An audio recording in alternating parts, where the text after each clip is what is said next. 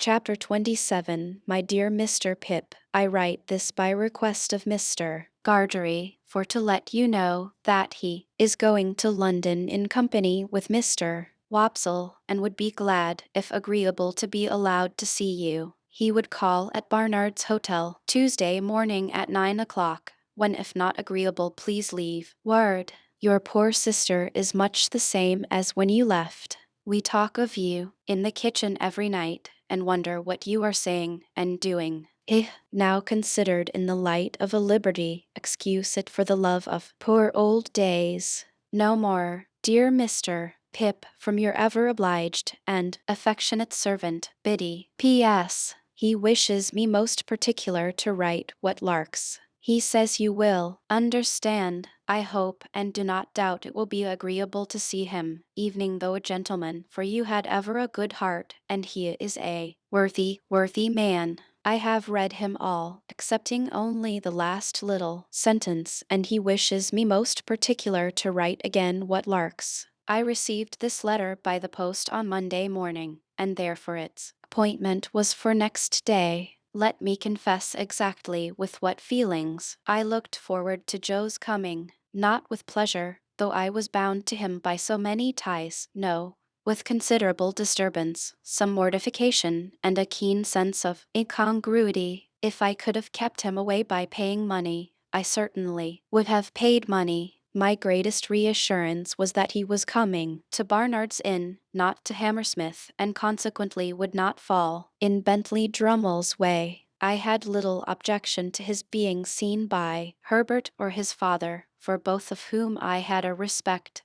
but I had the sharpest sensitiveness as to his being seen by Drummle, whom I held in contempt. So, throughout life, our worst weaknesses and meannesses are usually committed for the sake of the people whom we most despise. I had begun to be always decorating the chambers in some quite unnecessary and inappropriate way or other, and very expensive those wrestles with Barnard proved to be. By this time, the rooms were vastly different from what I had found them, and I enjoyed the honor of occupying a few prominent pages in the books of a neighboring upholsterer. I had got on so fast of late that I had evenings started a boy in boots, top boots, in bondage and slavery, to whom I may have been said to pass my days. For after I had made the monster out of the refuse of my washerwoman's family, and had clothed him with a blue coat, canary waistcoat, white cravat, creamy breeches, and the boots already mentioned, I had to find him a little to do and a great deal to eat,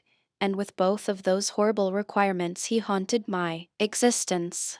This avenging phantom was ordered to be on duty at 8 on Tuesday morning in the hall. It was 2 feet square, as charged for floorcloth, and Herbert suggested certain things for breakfast that he thought Joe would like, while I felt sincerely obliged to him for being so interested and considerate. I had an odd half-provoked sense of suspicion upon me that if Joe had been coming to see him, he wouldn't have been quite so brisk about it. However, I came into town on the Monday night to be ready for Joe, and I got up early in the morning and caused the sitting room and breakfast table to assume their most splendid appearance. Unfortunately, the morning was drizzly, and an angel could not have concealed the fact that Barnard was shedding sooty tears outside the window, like some weak giant of a sweep. As the time approached, I should have liked to run away, but the avenger, pursuant to orders, was in the hall, and soon I heard Joe on the staircase. I knew it was Joe by his clumsy manner of coming up stairs, his state boots being always too big for him, and by the time it took him to read the names on the other floors in the course of his ascent. When at last he stopped outside our door, I could hear his finger tracing over the painted letters of my name, and I afterwards distinctly heard him breathing in at the keyhole. Finally he gave a faint single rap, and Pepper, such was the compromising name of the avenging boy, announced Mr. Gargery. I thought he never would have done wiping his feet, and that I must have gone out to lift him off the mat, but at last he came in. "Joe, how are you, Joe?" Pip, how I are you, Pip? With his good honest face all glowing and shining, and his hat put down on the floor between us, he caught both my hands and worked them straight up and down, as if I had been the last patented pump. I am glad to see you, Joe. Give me your hat. But Joe, taking it up carefully with both hands, like a bird's nest with eggs in it, wouldn't hear of parting with that piece of property, and persisted in standing talking over it in a most uncomfortable way. Which you have that growed, said Joe, and that swelled, and that gentlefolked. Joe considered a little before he discovered this word.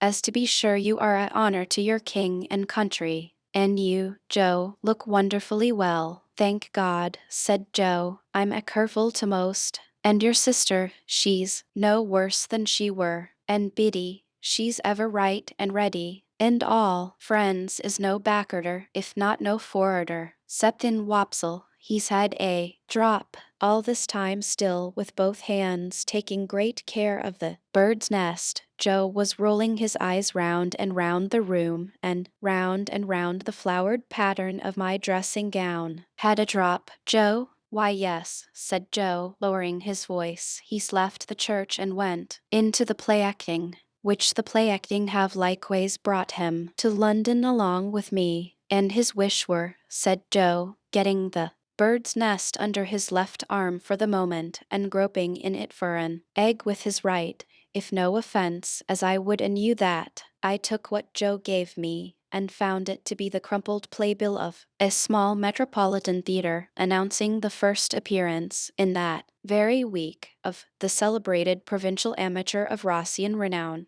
whose unique performance in the highest tragic walk of our national bard has lately occasioned so great a sensation in local dramatic circles. Were you at his performance, Joe? I inquired. I were, said Joe, with emphasis and solemnity. Was there a great sensation? Why, said Joe, yes, there certainly were a peck of orange heel, particular when he see the ghost.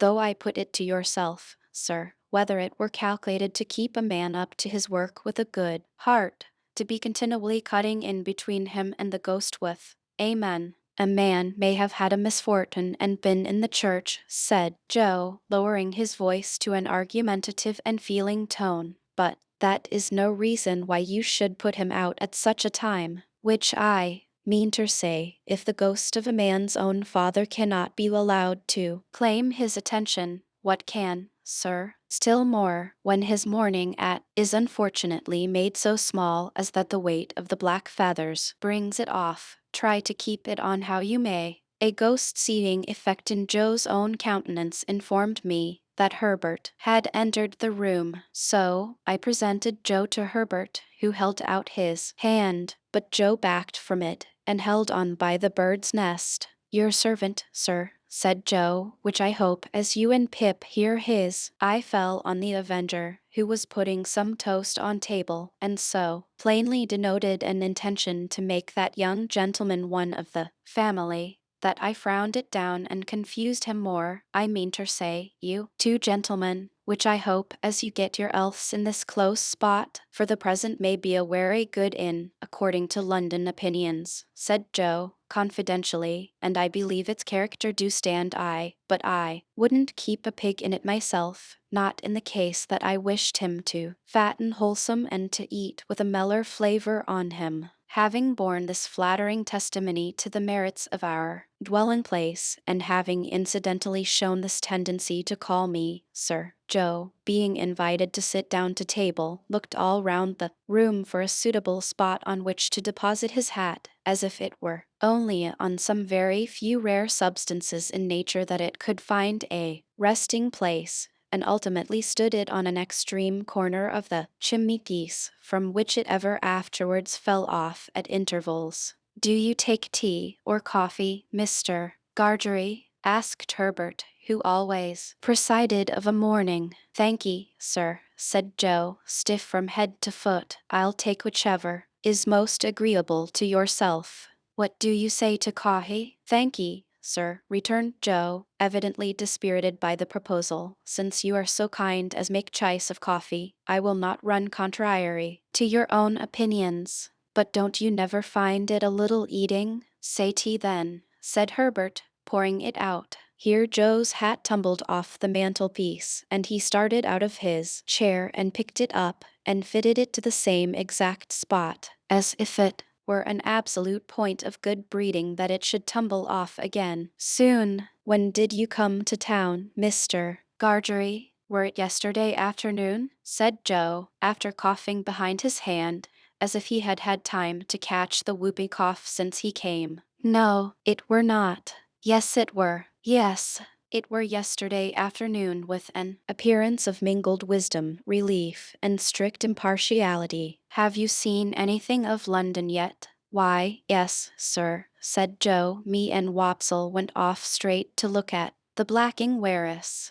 But we didn't find that it come up to its likeness in the red bills at the shop doors, which I mean to say, added Joe, in an explanatory manner, as it is there drawed too architectural. I really believe Joe would have prolonged this word mightily expressive, to my mind, of some architecture that I know, into a perfect chorus, but, for his attention being providentially attracted by his hat, which was toppling, truly, it demanded from him a constant attention, and a quickness of eye and hand very like that exacted by wicket-keeping. He made extraordinary play with it, and showed the greatest skill, now rushing at it and catching it neatly as it dropped, now merely stopping it midway, beating it up, and humoring it in various parts of the room, and against a good deal of the pattern of the paper on the wall, before he felt it safe to close with it, finally splashing it into the slop basin, where I took the liberty of laying hands upon it. As to his shirt collar and his coat collar, they were perplexing to reflect upon, insoluble mysteries both.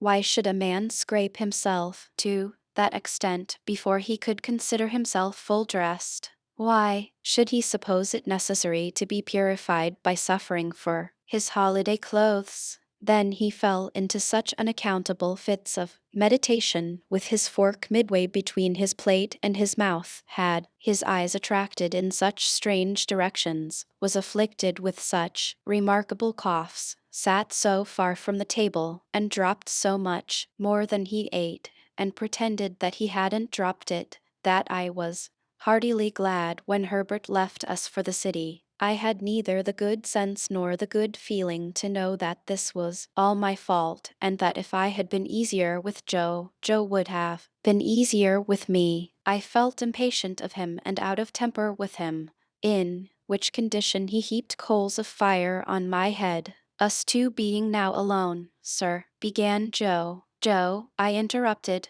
pettishly. How can you call me, sir? Joe looked at me for a single instant with something faintly like reproach, utterly preposterous as his cravat was and as his collars were. I was conscious of a sort of dignity in the look. Us two being now alone, resumed Joe, and me having the intentions and abilities to stay not many minutes more, I will now conclude, leastways, begin to mention what have led to my having had the present honor. For, was it not, said Joe, with his old air of lucid exposition, that my only wish were to be useful to you, I should not have had the honor of breaking whittles in the company and abode of gentlemen. I was so unwilling to see the look again, that I made no remonstrance against this tone. Well, sir, pursued Joe, this is how it were. I were at the Bargermen tea other night. Pip, whenever he subsided into affection, he called me Pip, and whenever he relapsed into politeness, he called me sir. When there come up in his shay-cart, Pumblechook, which that same identical, said Joe, going down a new track, do comb my air the wrong way, sometimes, awful, by giving out up and down town as it were him which ever had your infant companionation and were looked upon as a playfellow by yourself. Nonsense. It was you, Joe, which I fully believed it were. Pip, said Joe, slightly tossing his head, though it signify little now, sir. Well, Pip, this same identical, which his manners is given to blusterous, come to me at the Bargermen wot a pipe and a pint of beer do give refreshment to the workingmen, sir, and do not overstimulate, and his word were, Joseph, Miss Havisham, she wished to speak to you. Miss Havisham, Joe, she wish, were Pumblechook's word, to speak to you. Joe sat and rolled his eyes at the ceiling. Yes, Joe, go on, please. Next day, sir, said Joe, looking at me as if I were a long way off, having cleaned myself. I go and I see Miss A. Miss A, Joe, Miss Havisham, which I say, sir, replied Joe, with an air of legal formality, as if he were making his will, Miss or otherways Havisham. Her expression, air then as following, Mr. Gargery, you air in correspondence with Mr. Pip. Having had a letter from you, I were able to say I am. When I married your sister, sir, I said I will, and when I answered your friend, Pip, I said I am. Would you tell him, then, said she, that which Estella has come home and would be glad to see him? I felt my face fire up as I looked at Joe. I hope one remote cause of its firing may have been my consciousness that if I had known his errand, I should have given him more encouragement. Biddy, pursued Joe, when I got home and asked her fur to write the message to you, a little hung back. Biddy says, I know he will be very glad to have it by word of mouth. It is holiday time, you want to see him. Go, I have now concluded, sir, said Joe, rising from his chair, and Pip, I wish you ever well and ever prospering to a greater and a greater height. But you are not going now, Joe?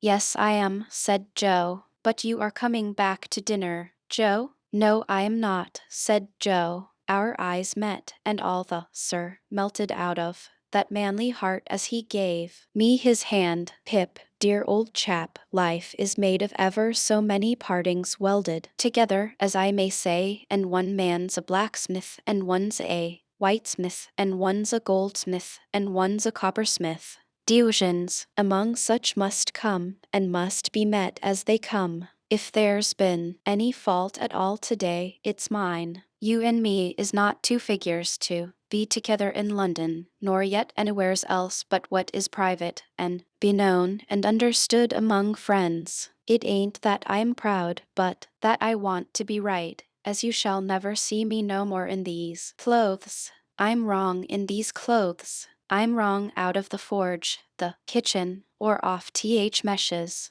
You won't find half so much fault in me if you think of me in my forge dress, with my hammer in my hand, or evening my pipe. You won't find half so much fault in me if, supposing as you should ever wish to see me, you come and put your head in at the forge window and see Joe the blacksmith there at the old anvil in the old burnt apron, sticking to the old work. I'm awful dull, but I hope I've beat out something near the rights of this at last. And so God bless you, dear old Pip, old chap. God bless you. I had not been mistaken in my fancy that there was a simple dignity in him. The fashion of his dress could no more come in its way when he spoke these words than it could come in its way in heaven. He touched me gently on the forehead and went out.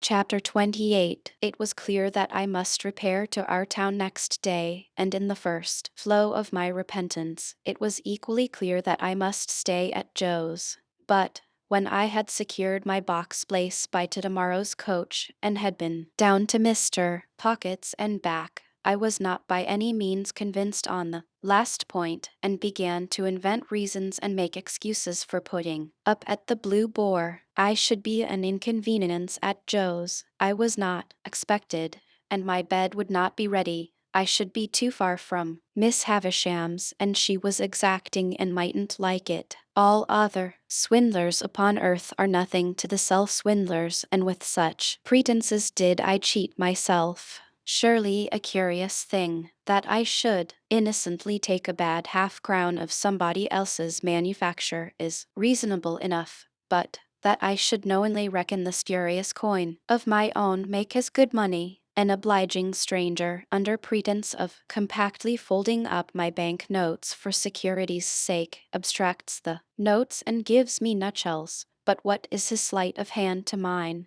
when I fold up my own nutshells and pass them on myself as notes. Having settled that I must go to the Blue Boar, my mind was much disturbed by indecision whether or not to take the Avenger. It was tempting to think of that expensive mercenary publicly airing his boots in the archway of the Blue Boar's posting yard.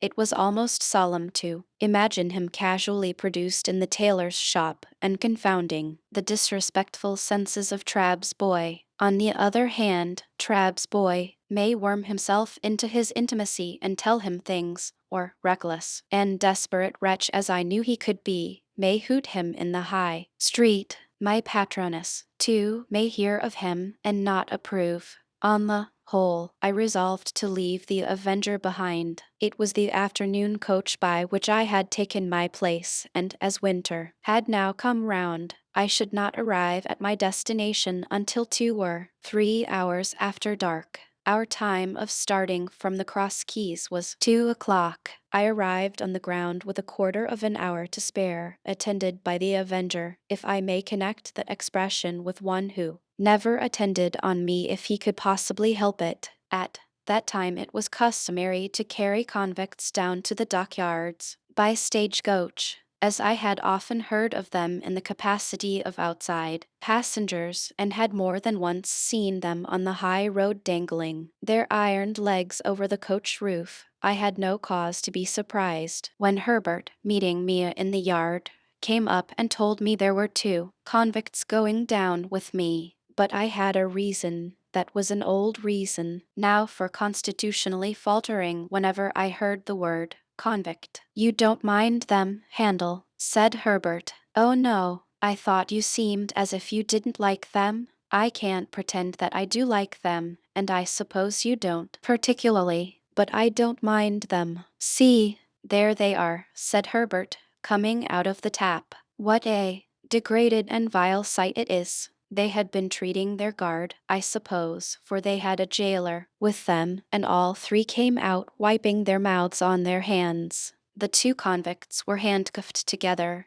and had irons on their legs, irons of a pattern that I knew well. They wore the dress that I likewise knew well. Their keeper had a brace of pistols and carried a thick-knobbed bludgeon under his arm, but he was on terms of good understanding with them, and stood with them beside him, looking on at the putting to of the horses, rather with an air as if the convicts were an interesting exhibition not formally open at the moment, and he the curator. One was a taller and stouter man than the other, and appeared, as a matter of course, according to the mysterious ways of the world, both convict and free, to have had allotted to him the smaller suit of clothes. His arms and legs were like great pinctions of those shapes, and his attire disguised him absurdly, but I knew his half-closed eye at one glance. There stood the man whom I had seen on the settle at the Three Jolly Bargemen on a Saturday night, and who had brought me down with his invisible gun. It was easy to make sure,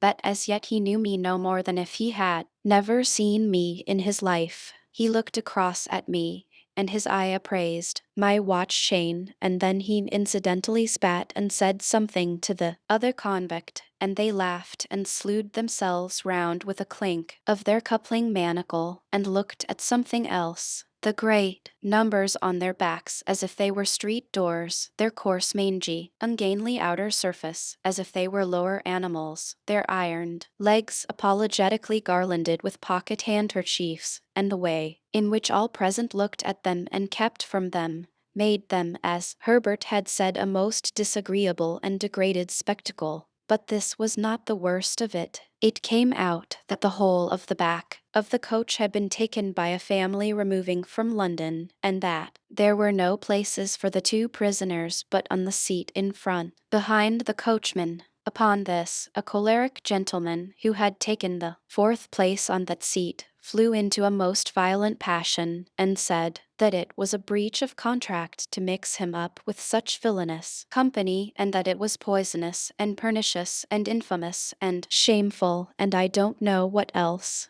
At this time the coach was ready, and the coachman impatient, and we were all preparing to get up, and the prisoners had come over with their keeper, bringing with them that curious flavor of bread poultice, baize, rope yarn, and hearthstone, which attends the convict presence. Don't take it so much amiss, sir, pleaded the keeper to the angry passenger. I'll sit next to you myself. I'll put M on the outside of the row. They won't interfere with you, sir. You needn't know there, and don't blame me, growled the convict I had recognized. I don't want to go. I am quite ready to stay behind. As far as I am concerned, anyone's welcome to my place, or mine, said the other, gruffly. I wouldn't have incommoded none of you if I'd had my way. Then they both laughed and began cracking nuts and spitting the shells about, as I really think I should have liked to do myself if I had been in their place and so despised. At length, it was voted that there was no help for the angry gentleman, and that he must either go in his chance company or remain behind. So he got into his place, still making complaints, and the keeper got into the place next him, and the convicts hauled themselves up as well as they could, and the convict I had recognized sat behind me with his breath on the hair of my head. Goodbye, Handel, Herbert called out as we started. I thought what a blessed fortune it was that he had found another name for me than Pip. It is impossible to express with what acuteness I felt the convicts breathing, not only on the back of my head, but all along my spine. The sensation was like being touched in the marrow with some pungent and searching acid. It set my very Tess on edge. He seemed to have more breathing business to do than another man, and to make more noise in doing it, and I was conscious of growing high-shouldered on one side in my shrinking endeavors to fend him off. The weather was miserably raw, and the two cursed the cold. It made us all lethargic before we had gone far, and when we had left the halfway house behind, we habitually dozed and shivered and were silent. I dozed off myself in considering the question whether I ought to restore a couple of pounds sterling to this creature before losing sight of him, and how it could best be done. In the act of dipping forward as if I were going to bathe among the horses, I woke in a fright, and took the question up again, but I must have lost it longer than I had thought, since, although I could recognize nothing in the darkness and the fitful lights and shadows of our lamps, I traced marsh country in the cold damp wind that blew at us, powering forward for warmth, and to make me a screen against the wind. The convicts were closer to me than before. The very first words I heard them interchange as I became conscious were the words of my own thought. 2 1-pound notes. How did he get M? Said the convict I had never seen. How should I know? Returned the other. He had M stowed away, somehows. Give him by friends, I expect. I wish, said the other, with a bitter curse upon the cold, that I had M here. 2 1-pound notes, or friends? 2 1-pound notes. I'd sell all the friends I ever had for one, and think it a blessed good bargain. Well, so he says, resumed the convict I had recognized. It was all said and done in half a minute. Behind a pile of timber in the dockyard, you're a-going to be discharged. Yes, I was. Would I find out that boy that had fed him and kept his secret, and give him them 2 1-pound notes? Yes, I would. And I did. More fool you, growled the other. I'd have spent M on a man, in whistles and drink. He must have been a green one. Mean to say he knowed nothing of you? Not a ha'porth. Different gangs and different ships. He was tried again for prison breaking and got made a lifer. And was that honor the only time you worked out in this part of the country? The only time? What may have been your opinion of the place? A most beastly place. Mudbank, mist, swamp, and work, swamp, mist, and mudbank. They both execrated the place in very strong language, and gradually growled themselves out, and had nothing left to say. After overhearing this dialogue, I should assuredly have got down and been left in the solitude and darkness of the highway, but for feeling certain that the man had no suspicion of my identity. Truly, I was not only so changed in the course of nature, but so differently dressed and so differently circumstanced, that it was not at all likely he could have known me without accidental help. Still, the coincidence of our being together on the coach was sufficiently strange to fill me with a dread that some other coincidence may at any moment connect me, in his hearing, with my name. For this reason, I resolved to alight as soon as we touched the town and put myself out of his hearing. This device I executed successfully. My little portmanteau was in the boot under my feet. I had but to turn a hinge to get it out. I threw it down before me, got down after it, and was left at the first lamp on the first stones of the town pavement. As to the convicts, they went their way with the coach, and I knew at what point they would be spirited off to the river. In my fancy, I saw the boat with its convict crew waiting for them at the slime-washed stairs, again heard the gruff, "Give way, you," like an order to dogs, again saw the wicked nose ark lying out on the black water. I could not have said what I was afraid of, for my fear was altogether undefined and vague, but there was great fear upon me. As I walked on to the hotel, I felt that a dread, much exceeding the mere apprehension of a painful or disagreeable recognition, made me tremble. I am confident that it took no distinctness of shape, and that it was a revival for a few minutes of the terror of childhood. The coffee room at the Blue Boar was empty, and I had not only ordered my dinner there, but had sat down to it before the waiter knew me. As soon as he had apologized for the remissness of his memory, he asked me if he should send boots for Mr. Pumblechook. "No," said I, "certainly not." The waiter, it was he who had brought up the great remonstrance from the commercials on the day when I was bound, appeared surprised, and took the earliest opportunity of putting a dirty old copy of a local newspaper so directly in my way that I took it up and read this paragraph. Our readers will learn, not altogether without interest, in reference to the recent romantic rise in fortune of a young artificer in iron of this neighborhood. What a theme, by the way, for the magic pen of our as yet not universally acknowledged townsman to be the poet of our columns. That the youth's earliest patron, companion, and friend was a highly respected individual not entirely unconnected with the corn and seed trade, and whose eminently convenient and commodious business premises are situate within 100 miles of the High Street.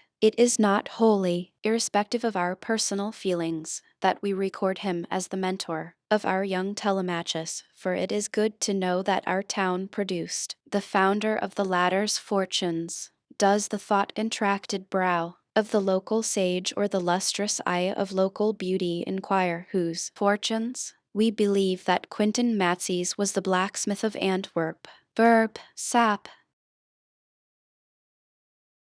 Chapter 29. Early in the morning I was up and out. It was too early yet to go to Miss Havisham's, so I loitered into the country on Miss Havisham's side of town, which was not Joe's side. I could go there to-morrow, thinking about my patroness and painting brilliant pictures of her plans for me. She had adopted Estella. She had as good as adopted me, and it could not fail to be her intention to bring us together. She reserved it for me to restore the desolate house, admit the sunshine into the dark rooms, set the clocks a-going and the cold hearths a-blazing, tear down the cobwebs, destroy the vermin, in short, do all the shining deeds of the young knight of romance, and marry the princess. I had stopped to look at the house as I passed, and its seared red brick walls, blocked windows, and strong green ivy clasping evening the stacks of chimneys with its twigs and tendons, as if with sinewy old arms, had made up a rich, attractive mystery, of which I was the hero. Estella was the inspiration of it, and the heart of it, of course. But, though she had taken such strong possession of me, though my fancy and my hope were so set upon her, though her influence on my boyish life and character had been all-powerful, I did not, evening that romantic morning, invest her with any attributes save those she possessed. I mention this in this place of a fixed purpose, because it is the clue by which I am to be followed into my poor labyrinth.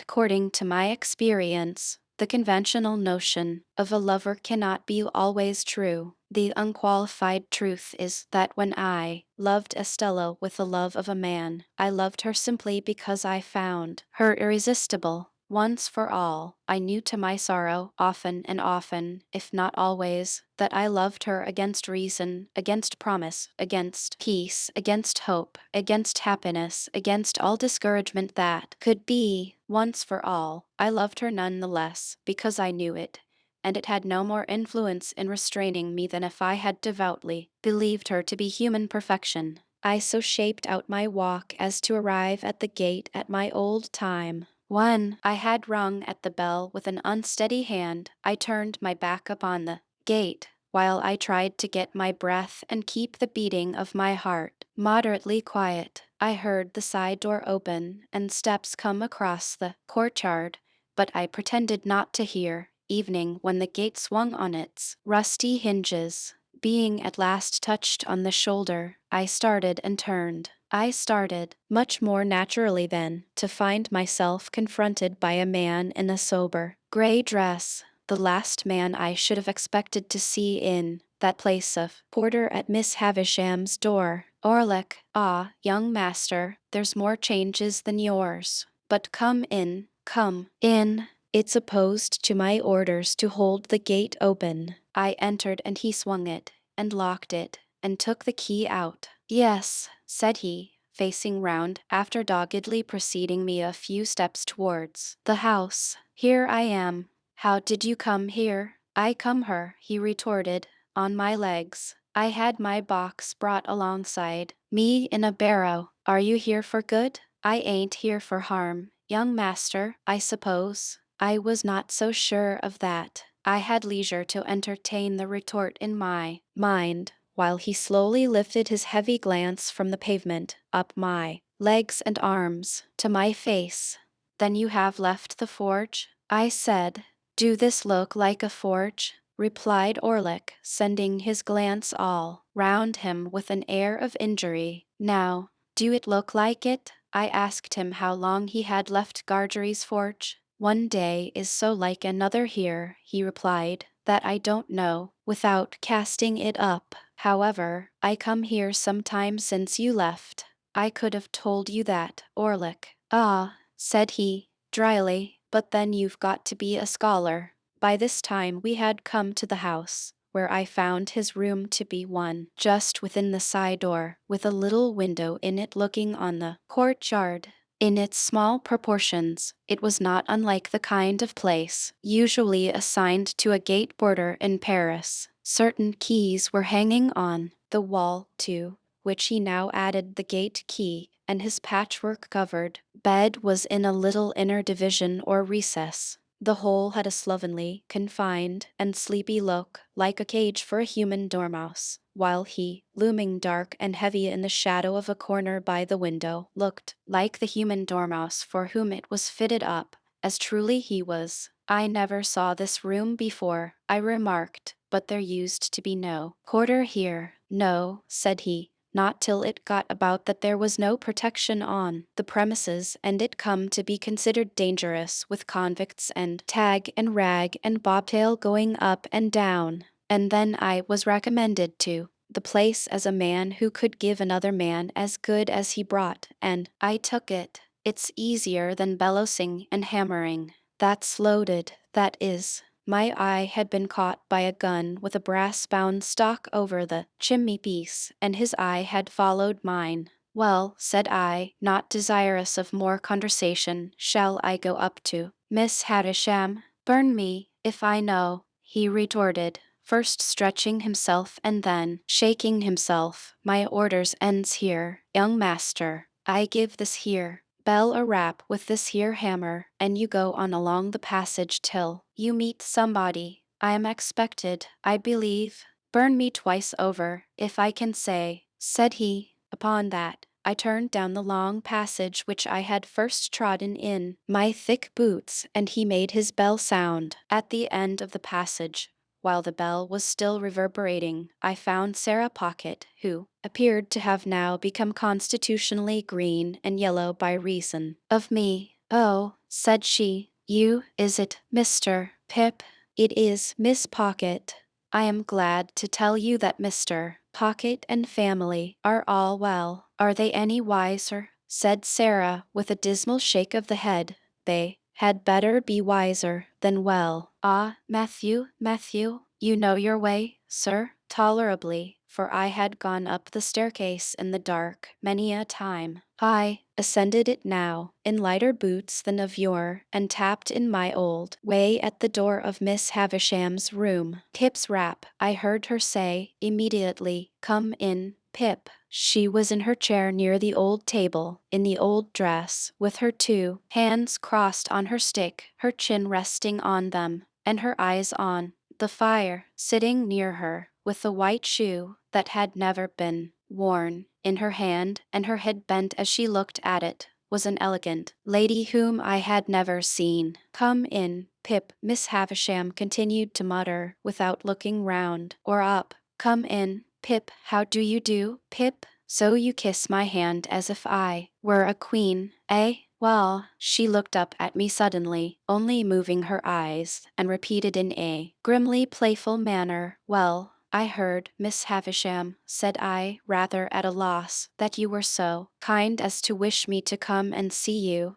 and I came directly." "Well," the lady, whom I had never seen before, lifted up her eyes and looked archly at me, and then I saw that the eyes were Estella's eyes. But she was so much changed, was so much more beautiful, so much more womanly, in all things winning admiration had made such wonderful advance, that I seemed to have made none. I fancied, as I looked at her, that I slipped hopelessly back into the coarse and common boy again. Oh, the sense of distance and disparity that came upon me, and the inaccessibility that came about her. She gave me her hand. I stammered something about the pleasure I felt in seeing her again, and about my having looked forward to it for a long, long time. "Do you find her much changed, Pip?" asked Miss Havisham, with her greedy look, and striking her stick upon a chair that stood between them, as a sign to me to sit down there. "When I came in, Miss Havisham, I thought there was nothing of Estella in the face or figure,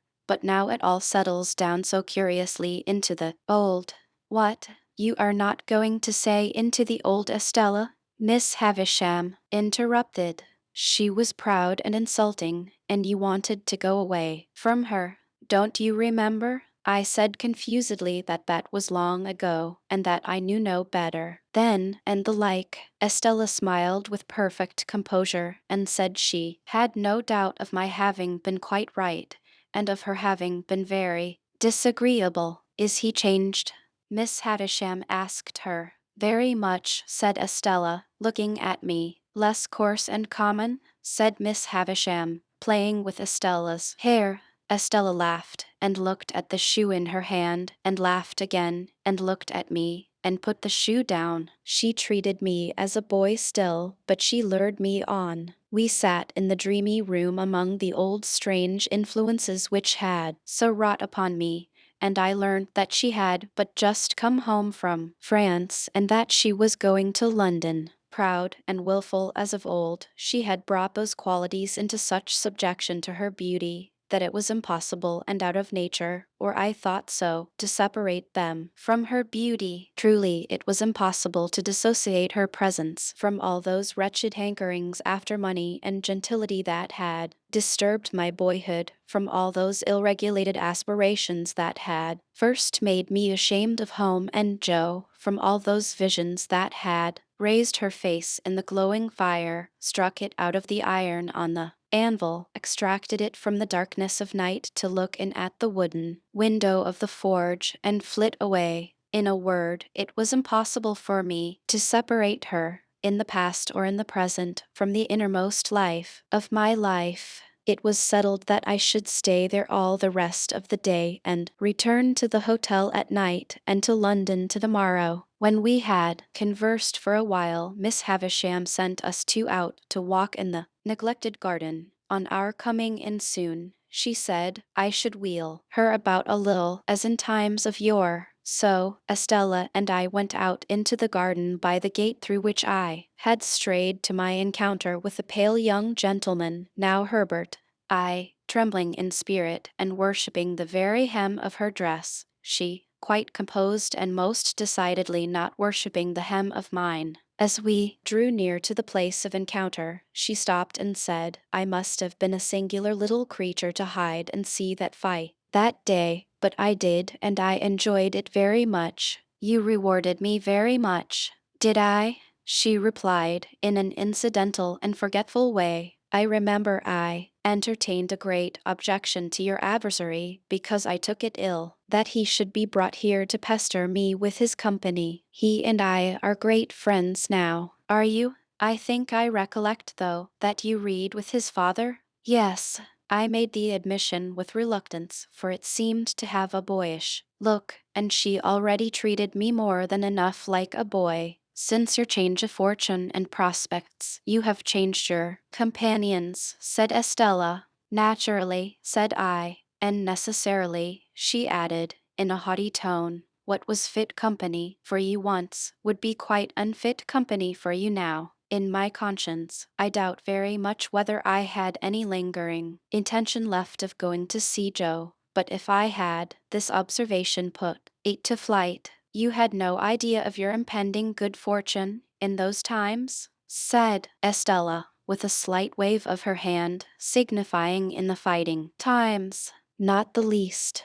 The air of completeness and superiority with which she walked at my side, and the air of youthfulness and submission with which I walked at hers, made a contrast that I strongly felt. It would have rankled in me more than it did if I had not regarded myself as eliciting it by being so set apart for her and assigned to her. The garden was too overgrown and rank for walking in with ease, and after we had made the round of it twice or thrice, we came out again into the brewery yard. I showed her to a nicety where I had seen her walking on the casks that first old day, and she said, with a cold and careless look in that direction, Did I? I reminded her where she had come out of the house and given me my meat and drink, and she said, I don't remember. Not remember that you made me cry, said I. No, said she, and shook her head and looked about her. I truly believe that her not remembering and not minding in the least made me cry again, inwardly, and that is the sharpest crying of all. You must know, said Estella, condescending to me as a brilliant and beautiful woman may, that I have no heart, if that has anything to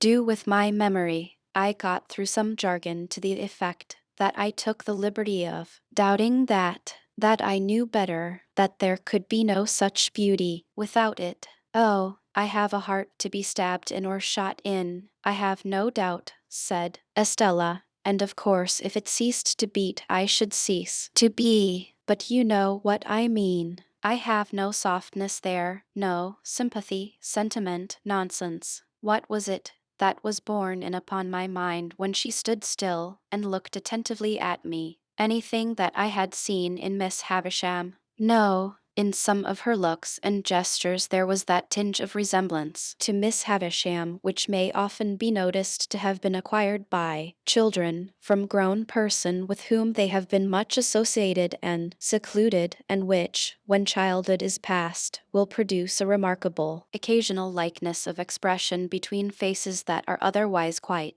different. And yet I could not trace this to Miss Havisham. I looked again, and though she was still looking at me, the suggestion was gone. What was it? I am serious, said Estella, not so much with a frown, for her brow was smooth as with a darkening of her face. If we are to be thrown much together, you had better believe it at once. No, imperiously stopping me as I opened my lips. I have not bestowed my tenderness anywhere. I have never had any such thing. In another moment we were in the brewery, so long disused, and she pointed to the high gallery where I had seen her going out on that same first day, and told me she remembered to have been up there and to have seen me standing scared below. As my eyes followed her white hand, again the same dim suggestion that I could not possibly grasp crossed me. My involuntary start occasioned her to lay her hand upon my arm. Instantly, the ghost passed once more and was gone. What was it? What is the matter? Asked Estella. Are you scared again? I should be, if I believed what you said just now, I replied, to turn it off. Then you don't? Very well. It is said, at any rate, Miss Havisham will soon be expecting you at your old post, though I think that may be laid aside now with other old belongings. Let us make one more round of the garden and then go in. Come, you shall not shed tears for my cruelty today. You shall be my page, and give me your shoulder. Her handsome dress had trailed upon the ground. She held it in one hand now, and with the other lightly touched my shoulder as we walked. We walked round the ruined garden twice or thrice more, and it was all in bloom for me. If the green and yellow growth of weed in the chinks of the old wall had been the most precious flowers that ever blew, it could not have been more cherished in my remembrance. There was no discrepancy of years between us to remove her far from me. We were of nearly the same age, though of course the age told for more in her case than in mine. But the air of inaccessibility which her beauty and her manner gave her tormented me in the amid of my delight, and at the height of the assurance I felt that our patroness had chosen us for one another. Wretched boy! At last we went back into the house, and there I heard, with surprise, that my guardian had come down to see Miss Havisham on business, and would come back to dinner. The old wintry branches of chandeliers in the room where the mouldering table was spread had been lighted while we were out, and Miss Havisham was in her chair and waiting for me. It was like pushing the chair itself back into the past when we began the old slow circuit round about the ashes of the bridal feast. But in the funereal room, with that figure of the grave fallen back in the chair fixing its eyes upon her, Estella looked more bright and beautiful than before, and I was under stronger enchantment. The time so melted away that our early dinner hour drew close at hand, and Estella left us to prepare herself. We had stopped near the center of the long table, and Miss Havisham, with one of her withered arms stretched out of the chair, rested that clenched hand upon the yellow cloth.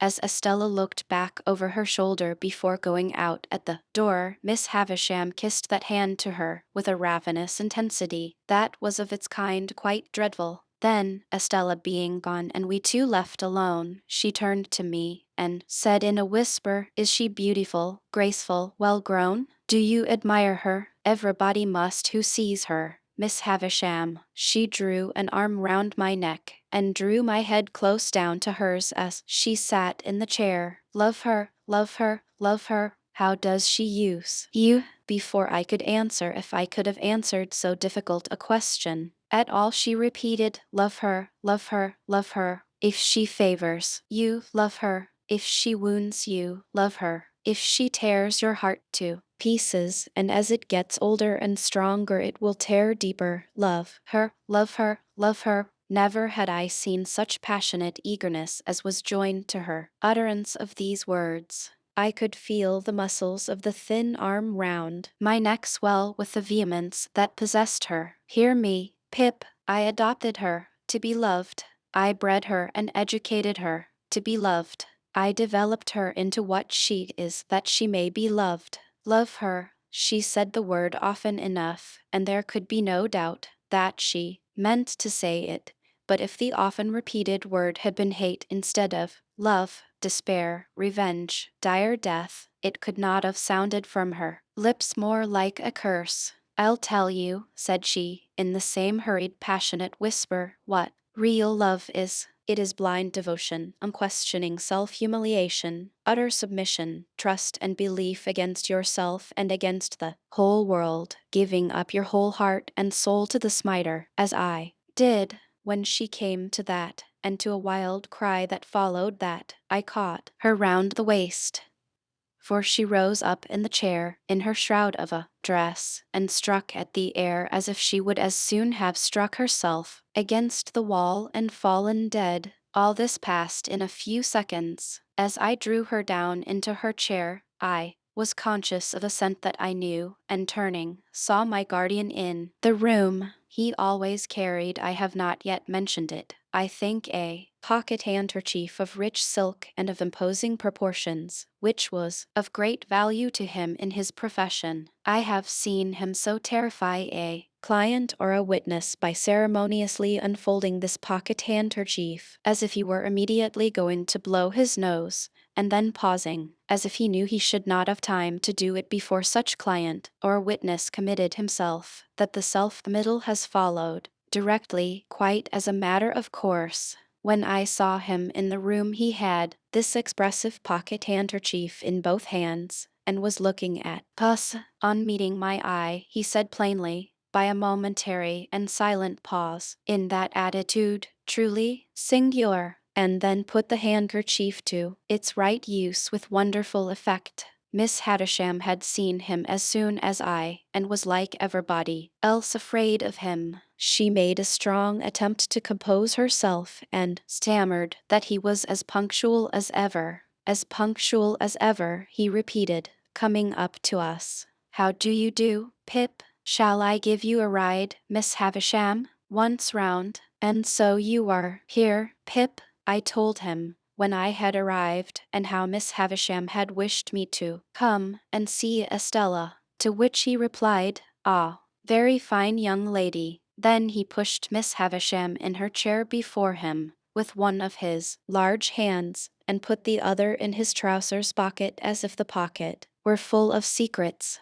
"Well, Pip, how often have you seen Miss Estella before?" said he, when he came to a stop. "How often? Ah, how many times? 10,000 times? Oh, certainly not so many. Twice." "Jaggers," interposed Miss Havisham, much to my relief, "leave my Pip alone and go with him to your dinner." He complied, and we groped our way down the dark stairs together. While we were still on our way to those detached apartments across the paved yard at the back, he asked me how often I had seen Miss Havisham eat and drink, offering me a breadth of choice, as usual, between 100 times and once. I considered, and said, "Never." "And never will, Pip," he retorted, with a frowning smile. "She has never allowed herself to be seen doing either, since she lived this present life of hers. She wanders about in the night, and then lays hands on such food as she takes." "Pray, sir," said I, "may I ask you a question?" "You may," said he, "and I may decline to answer it." "Put your question." "Estella's name, is it Havisham or—" I had nothing to add. "Or what?" said he. "Is it Havisham?" "It is Havisham." This brought us to the dinner table, where she and Sarah Pocket awaited us. Mr. Jaggers presided. Estella sat opposite to him. I faced my green and yellow friend. We dined very well, and were waited on by a maidservant whom I had never seen in all my comings and goings, but who, for anything I know, had been in that mysterious house the whole time. After dinner a bottle of choice old port was placed before my guardian. He was evidently well acquainted with the vintage, and the two ladies left us anything to equal the determined reticence of Mr. Jaggers under that roof. I never saw elsewhere evening in him. He kept his very looks to himself, and scarcely directed his eyes to Estella's face once during dinner. When she spoke to him, he listened, and in due course answered, but never looked at her, that I could see. On the other hand, she often looked at him with interest and curiosity, if not distrust, but his face never showed the least consciousness. Throughout dinner he took a dry delight in making Sarah Pocket greener and yellower by often referring in conversation with me to my expectations, but here, again, he showed no consciousness, and evening made it appear that he extorted, and evening did extort, though I don't know how, those references, out of my innocent self. And when he and I were left alone together, he sat with an air upon him of general lying by in consequence of information he possessed that really was too much for me. He cross-examined his very wine when he had nothing else in hand. He held it between himself and the candle, tasted the port, rolled it in his mouth, swallowed it, looked at his glass again, smelt the port, tried it, drank it, filled again, and cross-examined the glass again, until I was as nervous as if I had known the wine to be telling him something to my disadvantage. 3 or 4 times I feebly thought I would start conversation, but whenever he saw me going to ask him anything, he looked at me with his glass in his hand and rolling his wine about in his mouth, as if requesting me to take notice that it was of no use, for he couldn't answer. I think Miss Pocket was conscious that the sight of me involved her in the danger of being goaded to madness and perhaps tearing off her cap, which was a very hideous one in the nature of a muslin mop, and strewing the ground with her hair, which assuredly had never grown on her head. She did not appear when we afterwards went up to Miss Havisham's room, and we four played at whist. In the interval, Miss Havisham, in a fantastic way, had put some of the most beautiful jewels from her dressing table into Estella's hair, and about her bosom and arms, and I saw evening my guardian look at her from under his thick eyebrows and raise them a little when her loveliness was before him, with those rich flushes of glitter and color in it, of the manner and extent to which he took our trumps into custody, and came out with mean little cards at the ends of hands, before which the glory of our kings and queens was utterly abased. I say nothing, nor of the feeling that I had respecting his looking upon us personally in the light of 3 very obvious and poor riddles that he had found out long ago. What I suffered from was the incompatibility between his cold presence and my feelings towards Estella. It was not that I knew I could never bear to speak to him about her, that I knew I could never bear to hear him creak his boots at her, that I knew I could never bear to see him wash his hands of her. It was that my admiration should be within a foot or two of him. It was that my feelings should be in the same place with him. That was the agonizing circumstance. We played until 9 o'clock, and then it was arranged that when Estella came to London I should be forewarned of her coming and should meet her at the coach, and then I took leave of her, and touched her and left her. My guardian lay at the Boar in the next room to mine. Far into the night, Miss Havisham's words, "Love her, love her, love her," sounded in my ears. I adapted them for my own repetition, and said to my pillow, "I love her, I love her, I love her," hundreds of times. Then a burst of gratitude came upon me, that she should be destined for me, once the blacksmith's boy. Then I thought if she were, as I feared, by no means rapturously grateful for that destiny yet, when would she begin to be interested in me? When should I awaken the heart within her that was mute and sleeping now? Ah me, I thought those were high and great emotions. But I never thought there was anything low and small in my keeping away from Joe, because I knew she would be contemptuous of him. It was but a day gone, and Joe had brought the tears into my eyes. They had soon dried, God forgive me. Chapter 30. After well considering the matter, while I was dressing at the Blue Boar in the morning, I resolved to tell my guardian that I doubted Orlick's being the right sort of man to fill a post of trust at Miss Havisham's. "Why, of course he is not the right sort of man, Pip," said my guardian, comfortably satisfied beforehand on the general head, "because the man who fills the post of trust never is the right sort of man." It seemed quite to put him into spirits to find that this particular post was not exceptionally held by the right sort of man, and he listened in a satisfied manner while I told him what knowledge I had of Orlick. "Very good, Pip," he observed, when I had concluded. "I'll go round soon and pay our friend off." Rather alarmed by this summary action, I was for a little delay, and evening hinted that our friend himself may be difficult to deal with.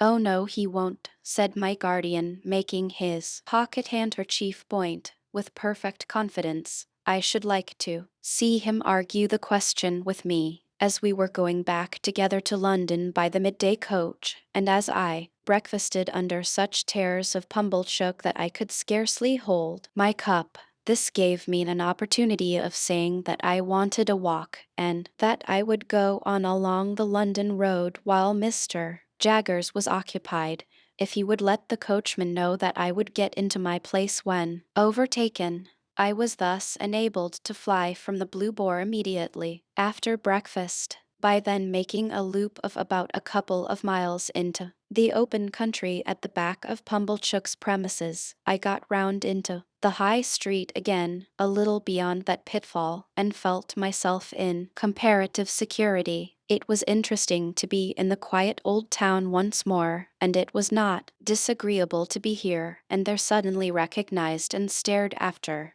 One or two of the tradespeople evening darted out of their shops and went a little way down the street before me, that they may turn, as if they had forgotten something, and pass me face to face, on which occasions I don't know whether they or I made the worse pretence, they of not doing it, or I of not seeing it. Still my position was a distinguished one, and I was not at all dissatisfied with it, until fate threw me in the way of that unlimited miscreant, Trabb's boy. Casting my eyes along the street at a certain point of my progress, I beheld Trabb's boy approaching, lashing himself with an empty blue bag. Deeming that a serene and unconscious contemplation of him would best beseem me, and would be most likely to quell his evil mind, I advanced with that expression of countenance, and was rather congratulating myself on my success, when suddenly the knees of Trabb's boy smote together, his hair uprose, his cap fell off, he trembled violently in every limb, staggered out into the road, and crying to the populace, "Hold me, I'm so frightened," feigned to be in a paroxysm of terror and contrition, occasioned by the dignity of my appearance. As I passed him, his tests loudly chattered in his head, and with every mark of extreme humiliation he prostrated himself in the dust. This was a hard thing to bear, but this was nothing. I had not advanced another 200 yards when, to my inexpressible terror, amazement, and indignation, I again beheld Trabb's boy approaching. He was coming round a narrow corner. His blue bag was slung over his shoulder. Honest industry beamed in his eyes. A determination to proceed to Trabb's with cheerful briskness was indicated in his gait. With a shock he became aware of me, and was severely visited as before, but this time his motion was rotatory, and he staggered round and round me with knees more afflicted, and with uplifted hands as if beseeching for mercy. His sufferings were hailed with the greatest joy by a knot of spectators, and I felt utterly confounded. I had not got as much further down the street as the post office, when I again beheld Trabb's boy shooting round by a back way. This time he was entirely changed. He wore the blue bag in the manner of my greatcoat, and was strutting along the pavement towards me on the opposite side of the street, attended by a company of delighted young friends, to whom he from time to time exclaimed, with a wave of his hand, "Don't know ya." Words cannot state the amount of aggravation and injury wreaked upon me by Trabb's boy. When passing abreast of me, he pulled up his shirt collar, twined his side hair, stuck an arm akimbo, and smirked extravagantly by, wriggling his elbows and body, and drawling to his attendants, "Don't know ya, don't know ya, 'pon my soul don't know ya." The disgrace attendant on his immediately afterwards taking to crowing and pursuing me across the bridge with crows as from an exceedingly dejected fowl who had known me when I was a blacksmith, culminated the disgrace with which I left the town, and was, so to speak, ejected by it into the open country. But, unless I had taken the life of Trabb's boy on that occasion, I really do not even now see what I could have done save endure. To have struggled with him in the street, or to have exacted any lower recompense from him than his heart's best blood, would have been futile and degrading. Moreover, he was a boy whom no man could hurt, an invulnerable and dodging serpent who, when chased into a corner, flew out again between his captor's legs, scornfully yelping. I wrote, however, to Mr. Trabb by next day's post to say that Mr. Pip must decline to deal further with one who could so far forget what he owed to the best interests of society as to employ a boy who excited loathing in every respectable mind. The coach with Mr. Jaggers inside came up in due time, and I took my box seat again and arrived in London safe, but not sound, for my heart was gone. As soon as I arrived, I sent a penitential codfish and barrel of oysters to Joe as reparation for not having gone myself, and then went on to Barnard's Inn. I found Herbert dining on cold meat, and delighted to welcome me back, having dispatched the Avenger to the coffee-house for an addition to the dinner. I felt that I must open my breast that very evening to my friend and chum, as confidence was out of the question with the Avenger in the hall, which could merely be regarded in the light of an antechamber to the keyhole. I sent him to the play, a better proof of the severity of my bondage to that taskmaster could scarcely be afforded than the degrading shifts to which I was constantly driven to find him. Employment, so mean is extremity, that I sometimes sent him to Hyde Park Corner to see what o'clock it was. Dinner done, and we sitting with our feet upon the fender, I said to Herbert, my dear Herbert, I have something very particular to tell you. My dear Handel, he returned, I shall esteem and respect your confidence. It concerns myself, Herbert, said I, and one other person. Herbert crossed his feet, looked at the fire with his head on one side, and having looked at it in vain for some time, looked at me because I didn't go on. Herbert, said I, laying my hand upon his knee, I adore Estella. Instead of being transfixed, Herbert replied in an easy matter-of-course way, exactly. Well, Herbert, is that all you say? Well, what next, I mean, said Herbert. Of course I know that. How do you know it? Said I. How do I know it, Handel? Why, from you. I never told you. Told me. You have never told me when you have got your hair cut, but I have had senses to perceive it. You have always adored her, ever since I have known you. You brought your adoration and your portmanteau here, together, told me. Why, you have always told me all day long. When you told me your own story, you told me plainly that you began adoring her the first time you saw her, when you were very young truly. Very well, then, said I, to whom this was a new and not unwelcome light. I have never left off adoring her, and she has come back a most beautiful and most elegant creature, and I saw her yesterday. And if I adored her before, I now doubly adore her. Lucky for you then, Handel, said Herbert, that you are picked out for her and allotted to her, without encroaching on forbidden ground. We may venture to say that there can be no doubt between ourselves of that fact. Have you any idea yet of Estella's views on the adoration question? I shook my head gloomily. Oh, she is thousands of miles away from me, said I. Patience, my dear Handel. Time enough, time enough. But you have something more to say? I am ashamed to say it, I returned, and yet it's no worse to say it than to think it. You call me a lucky fellow. Of course I am. I was a blacksmith's boy but yesterday. I am, what shall I say I am, today? Say a good fellow, if you want a phrase, returned Herbert, smiling, and clapping his hand on the back of mine. A good fellow, with impetuosity and hesitation, boldness and diffidence, action and dreaming, curiously mixed in him. I stopped for a moment to consider whether there really was this mixture in my character. On the whole, I by no means recognized the analysis, but thought it not worth disputing. When I ask what I am to call myself today, Herbert, I went on, I suggest what I have in my thoughts. You say I am lucky. I know I have done nothing to raise myself in life, and that fortune alone has raised me. That is being very lucky. And yet, when I think of Estella, and when don't you, you know, Herbert threw in, with his eyes on the fire,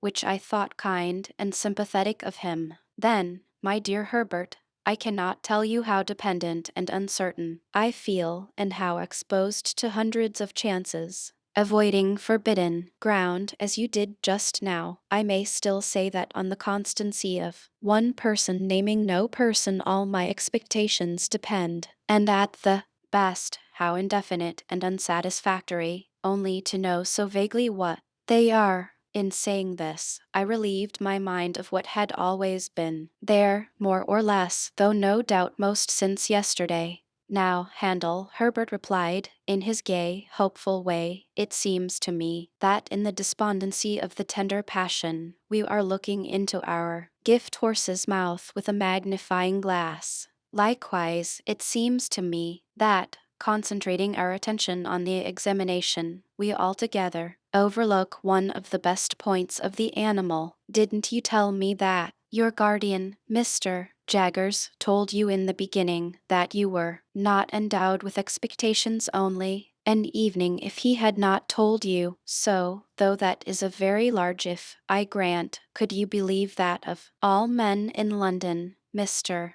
Jaggers is the man to hold his present relations towards you unless he were sure of his ground? I said I could not deny that this was a strong point. I said it people often do so, in such cases like a rather reluctant concession to truth and justice, as if I wanted to deny it. I should think it was a strong point, said Herbert, and I should think you would be puzzled to imagine a stronger. As to the rest, you must bide your guardian's time, and he must bide his client's time. You'll be 1 and 20 before you know where you are, and then perhaps you'll get some further enlightenment. At all events, you'll be near getting it, for it must come at last. What a hopeful disposition you have, said I, gratefully admiring his cheery ways. I ought to have, said Herbert, for I have not much else. I must acknowledge, by the by, that the good sense of what I have just said is not my own, but my father's. The only remark I ever heard him make on your story was the final one. The thing is settled and done, or Mr. Jaggers would not be in it. And now, before I say anything more about my father or my father's son, and repay confidence with confidence, I want to make myself seriously disagreeable to you for a moment, positively repulsive. You won't succeed, said I. Oh yes, I shall, said he. 1, 2, 3, and now I am in for it. Handel, my good fellow, though he spoke in this light tone, he was very much in earnest. I have been thinking since we have been talking, with our feet on this fender, that Estella surely cannot be a condition of your inheritance, if she was never referred to by your guardian. I write in so understanding what you have told me, as that he never referred to her, directly or indirectly, in any way,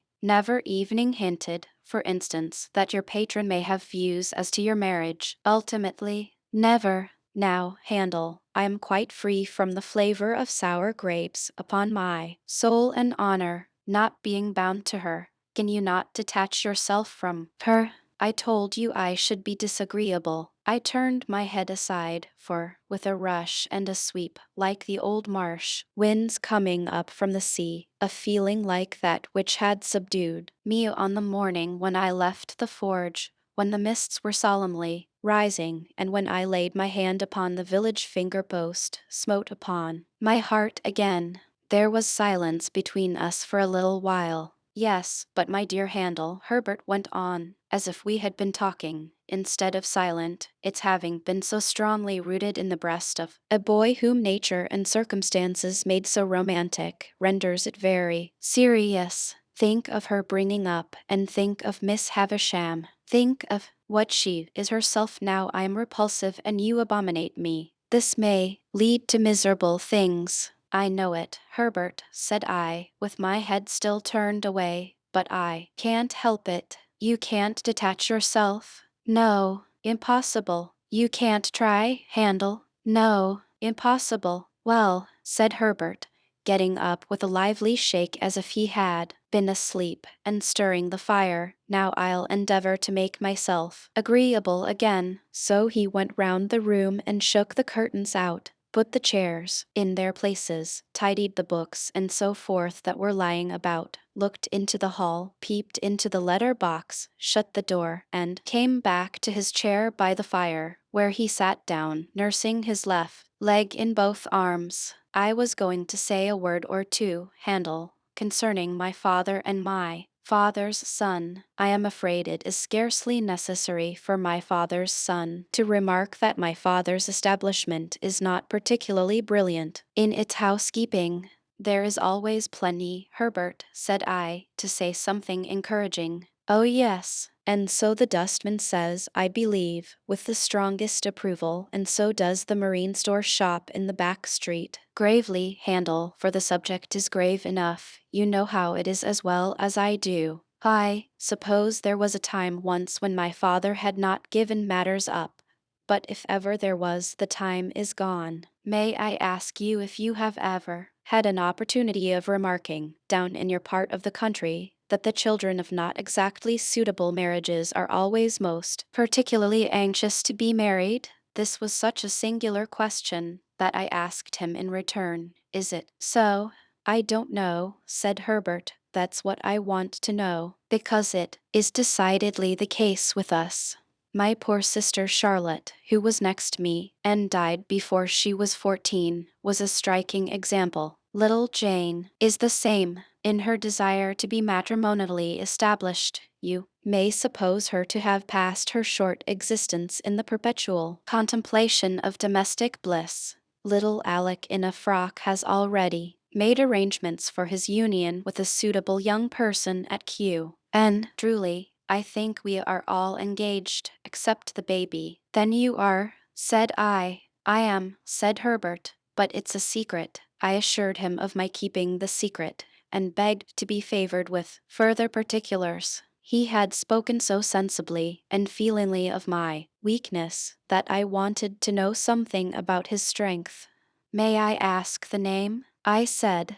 Name of Clara, said Herbert. Live in London? Yes, perhaps I ought to mention, said Herbert, who had become curiously crestfallen and meek since we entered on the interesting theme, that she is rather below my mother's nonsensical family notions. Her father had to do with the victualling of passenger ships. I think he was a species of purser. What is he now? Said I. He's an invalid now, replied Herbert. Living on the first floor, said Herbert, which was not at all what I meant, for I had intended my question to apply to his means. I have never seen him, for he has always kept his room overhead since I have known Clara, but I have heard him constantly. He makes tremendous roars, and pegs at the floor with some frightful instrument. In looking at me and then laughing heartily, Herbert for the time recovered his usual lively manner.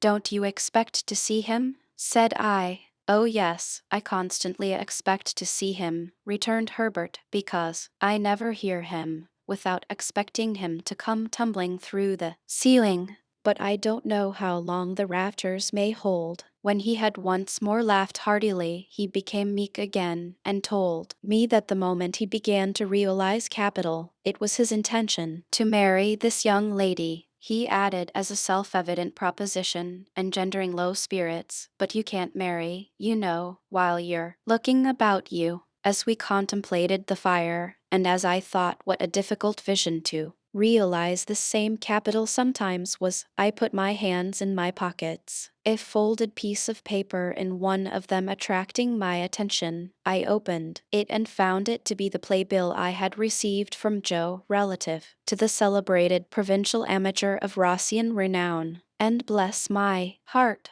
I involuntarily added aloud, it's tonight. This changed the subject in an instant and made us hurriedly resolve to go to the play. So, when I had pledged myself to comfort and abet Herbert in the affair of his heart by all practicable and impracticable means, and when Herbert had told me that his affianced already knew me by reputation and that I should be presented to her, and when we had warmly shaken hands upon our mutual confidence, we blew out our candles, made up our fire, locked our door, and issued forth in quest of Mr.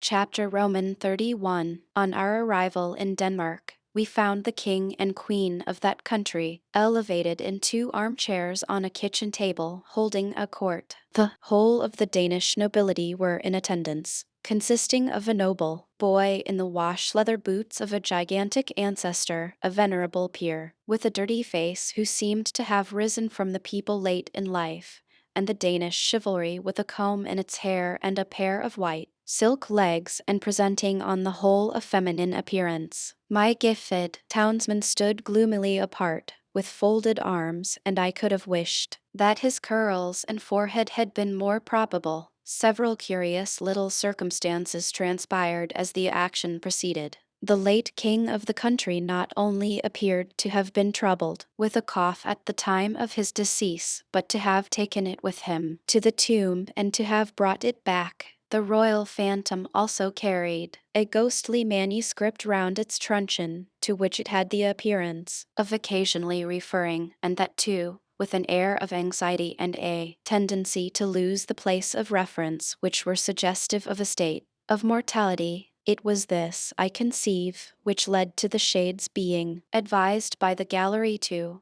turn over, a recommendation which it took extremely ill. It was likewise to be noted of this majestic spirit, that, while it always appeared with an air of having been out a long time, and walked an immense distance, it perceptibly came from a closely contiguous wall. This occasioned its terrors to be received derisively. The Queen of Denmark, a very buxom lady, though no doubt historically brazen, was considered by the public to have too much brass about her, her chin being attached to her diadem by a broad band of that metal as if she had a gorgeous toothache, her waist being encircled by another, and each of her arms by another, so that she was openly mentioned as the kettle drum. The noble boy in the ancestral boots was inconsistent, representing himself, as it were in one breath, as an able seaman, a strolling actor, a grave digger, a clergyman, and a person of the utmost importance at a court fencing match, on the authority of whose practised eye and nice discrimination the finest strokes were judged.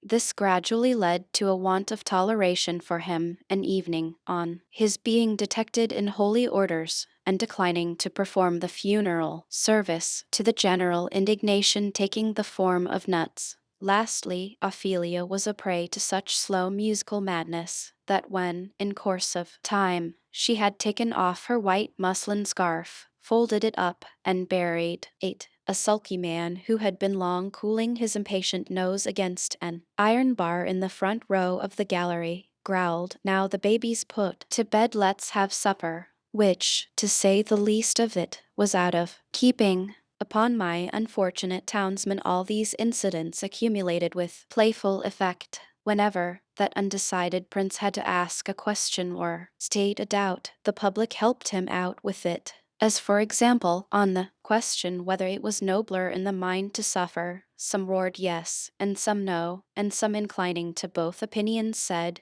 toss up for it, and quite a debating society arose, when he asked what should such fellows as he do crawling between earth and heaven. He was encouraged with loud cries of hear, hear. When he appeared with his stocking, disordered, its disorder expressed, according to usage, by one very neat fold in the top, which I suppose to be always got up with a flat iron. A conversation took place in the gallery respecting the paleness of his leg, and whether it was occasioned by the turn the ghost had given him on his taking the recorders, very like a little black flute that had just been played in the orchestra and handed out at the door. He was called upon unanimously for Rule Britannia. When he recommended the player not to saw the air thus, the sulky man said, "And don't you do it neither. You're a deal worse than him." And I grieve to add that peals of laughter greeted Mr. Wopsle on every one of these occasions.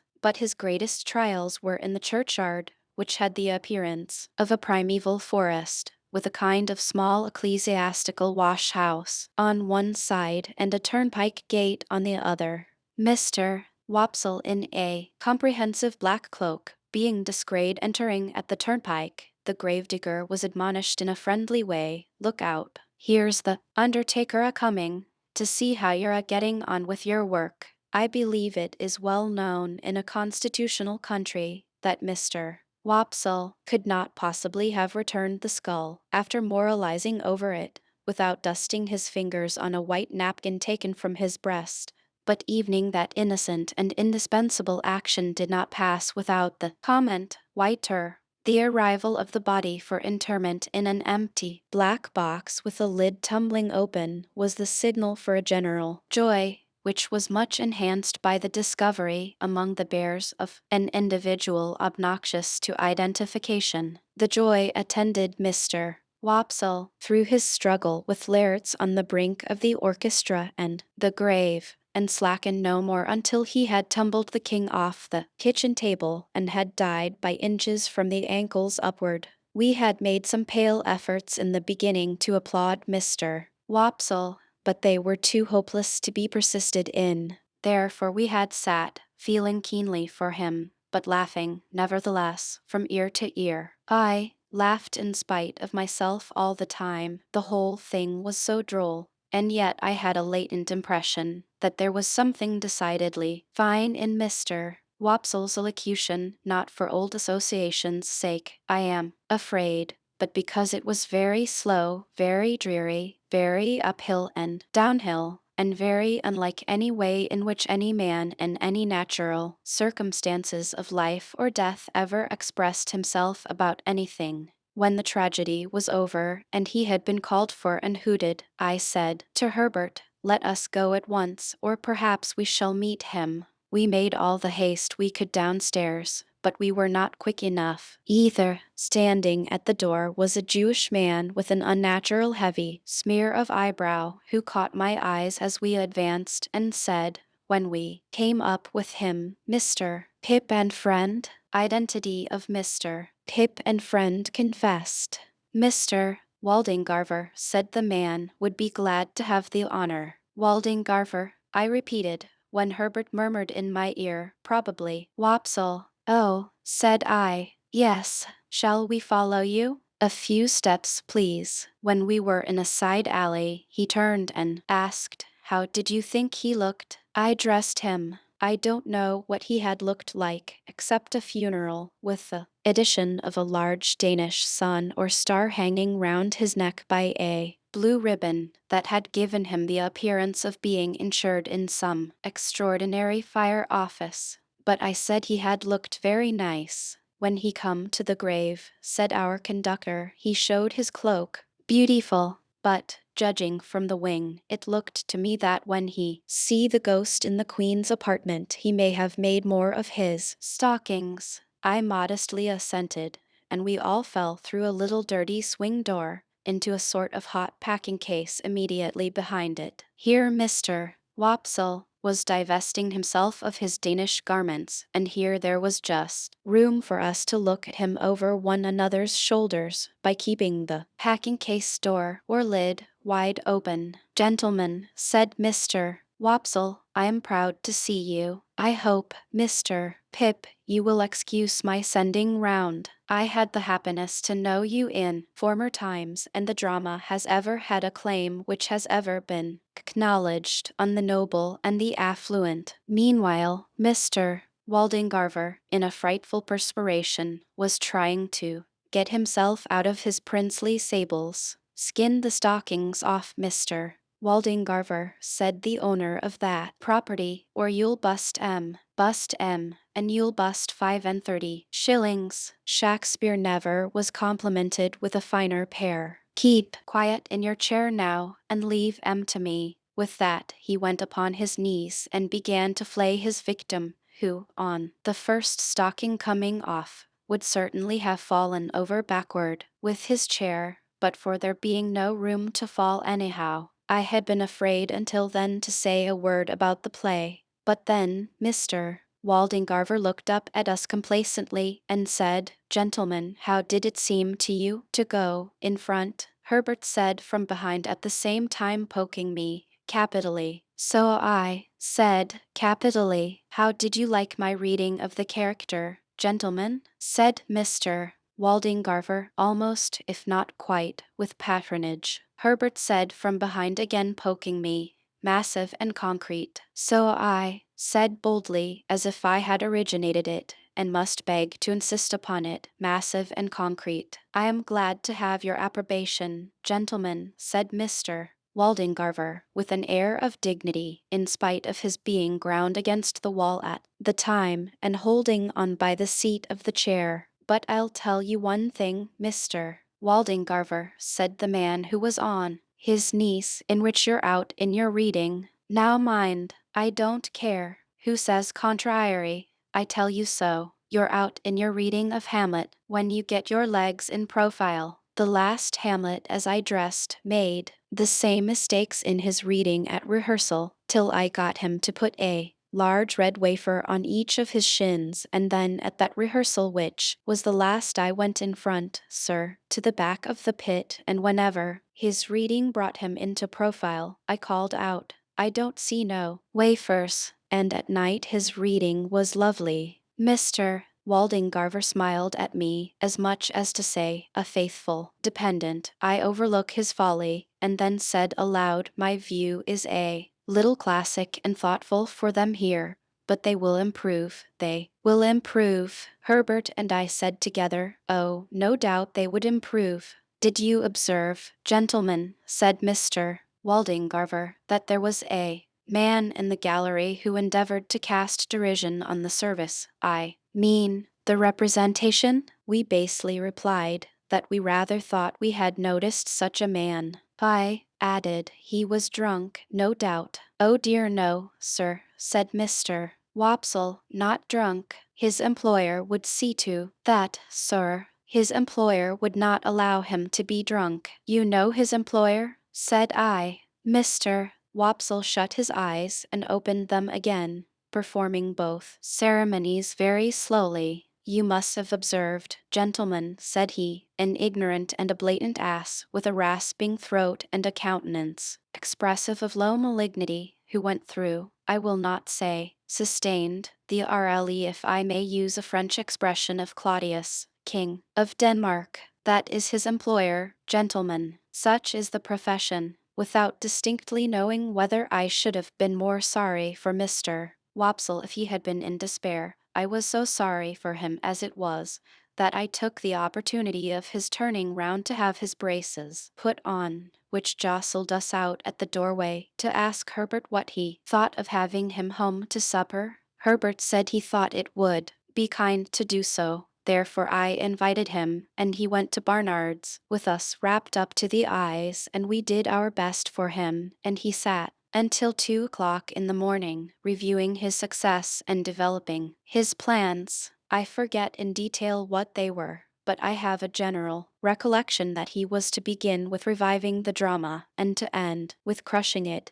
inasmuch as his decease would leave it utterly bereft, and without a chance or hope. Chapter Roman 32. One day, when I was busy with my books and Mr. Pocket, I received a note by the post, the mere outside of which threw me into a great flutter, for, though I had never seen the handwriting in which it was addressed, I divined whose hand it was. It had no set beginning, as dear Mr. Pip, or dear Pip, or dear Sir, or dear anything, but ran thus: I am to come to London the day after tomorrow by the midday coach. I believe it was settled you should meet me. At all events, Miss Havisham has that impression, and I write in obedience to it. She sends you her regard. Yours, Estella. If there had been time, I should probably have ordered several suits of clothes for this occasion, but as there was not, I was fain to be content with those I had. My appetite vanished instantly, and I knew no peace or rest until the day arrived. Not that its arrival brought me either, for then I was worse than ever, and began haunting the coach office in Wood Street, Cheapside, before the coach had left the Blue Boar in our town. For all that I knew this perfectly well, I still felt as if it were not safe to let the coach office be out of my sight longer than 5 minutes at a time, and in this condition of unreason I had performed the first half hour of a watch of 4 or 5 hours, when Wemmick ran against me. "Halloa, Mr. Pip," said he. "How do you do? I should hardly have thought this was your beat." I explained that I was waiting to meet somebody who was coming up by coach, and I inquired after the castle and the aged. "Both flourishing, thank I," said Wemmick, "and particularly the aged. He's in wonderful feather. He'll be 82 next birthday. I have a notion of firing 82 times, if the neighborhood shouldn't complain, and that cannon of mine should prove equal to the pressure. However, this is not London talk. Where do you think I am going to? To the office?" said I, for he was tending in that direction. "Next thing to it," returned Wemmick. "I am going to Newgate. We are in a banker's parcel case just at present, and I have been down the road, taking a squint at the scene of action, and upon that must have a word or two with our client." "Did your client commit the robbery?" I asked. "Bless your soul and body, no," answered Wemmick, very dryly. "But he is accused of it. So may you or I be. Either of us may be accused of it, you know. Only neither of us is," I remarked. "Yah," said Wemmick, touching me on the breast with his forefinger. "You're a deep one, Mr. Pip. Would you like to have a look at Newgate? Have you time to spare?" I had so much time to spare that the proposal came as a relief, notwithstanding its irreconcilability with my latent desire to keep my eye on the coach office. Muttering that I would make the inquiry whether I had time to walk with him, I went into the office and ascertained from the clerk with the nicest precision and much to the trying of his temper the earliest moment at which the coach could be expected, which I knew beforehand quite as well as he. I then rejoined Mr. Wemmick, and, affecting to consult my watch, and to be surprised by the information I had received, accepted his offer. We were at Newgate in a few minutes, and we passed through the lodge, where some fetters were hanging up on the bare walls among the prison rules, into the interior of the jail. At that time jails were much neglected, and the period of exaggerated reaction consequent on all public wrongdoing, and which is always its heaviest and longest punishment, was still far off. So felons were not lodged and fed better than soldiers, to say nothing of paupers, and seldom set fire to their prisons with the excusable object of improving the flavor of their soup. It was visiting time when Wemmick took me in,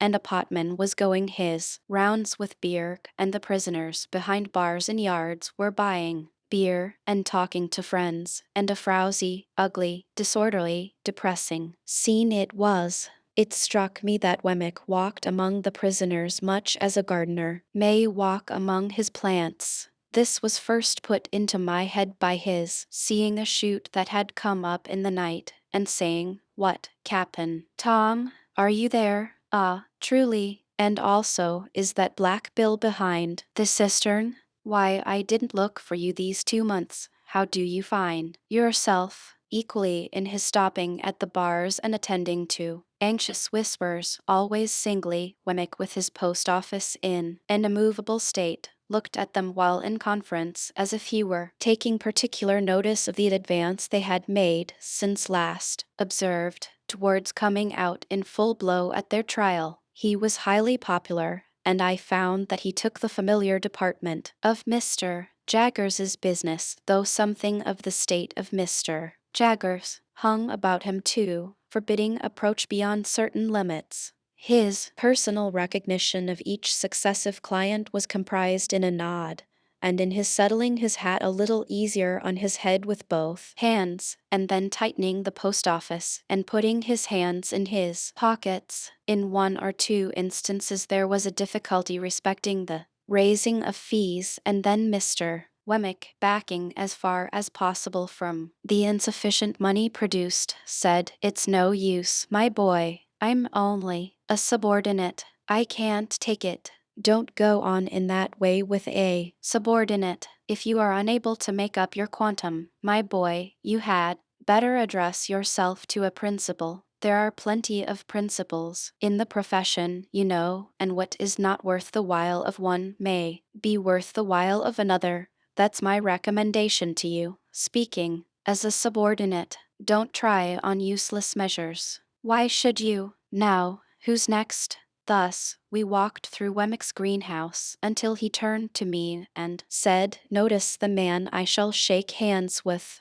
I should have done so without the preparation, as he had shaken hands with no one yet. Almost as soon as he had spoken, a portly upright man whom I can see now, as I write, in a well-worn olive-colored frock coat, with a peculiar pallor overspreading the red in his complexion, and eyes that went wandering about when he tried to fix them, came up to a corner of the bars and put his hand to his hat, which had a greasy and fatty surface like cold broth, with a half-serious and half-jocose military salute. "Colonel, to you," said Wemmick. "How are you, Colonel?" "All right, Mr. Wemmick." Everything was done that could be done, but the evidence was too strong for us, Colonel. "Yes, it was too strong, sir, but I don't care." "No, no," said Wemmick, coolly, "you don't care." Then, turning to me, "Served His Majesty this man. Was a soldier in the line and bought his discharge." I said, "Truly?" And the man's eyes looked at me, and then looked over my head, and then looked all round me, and then he drew his hand across his lips and laughed.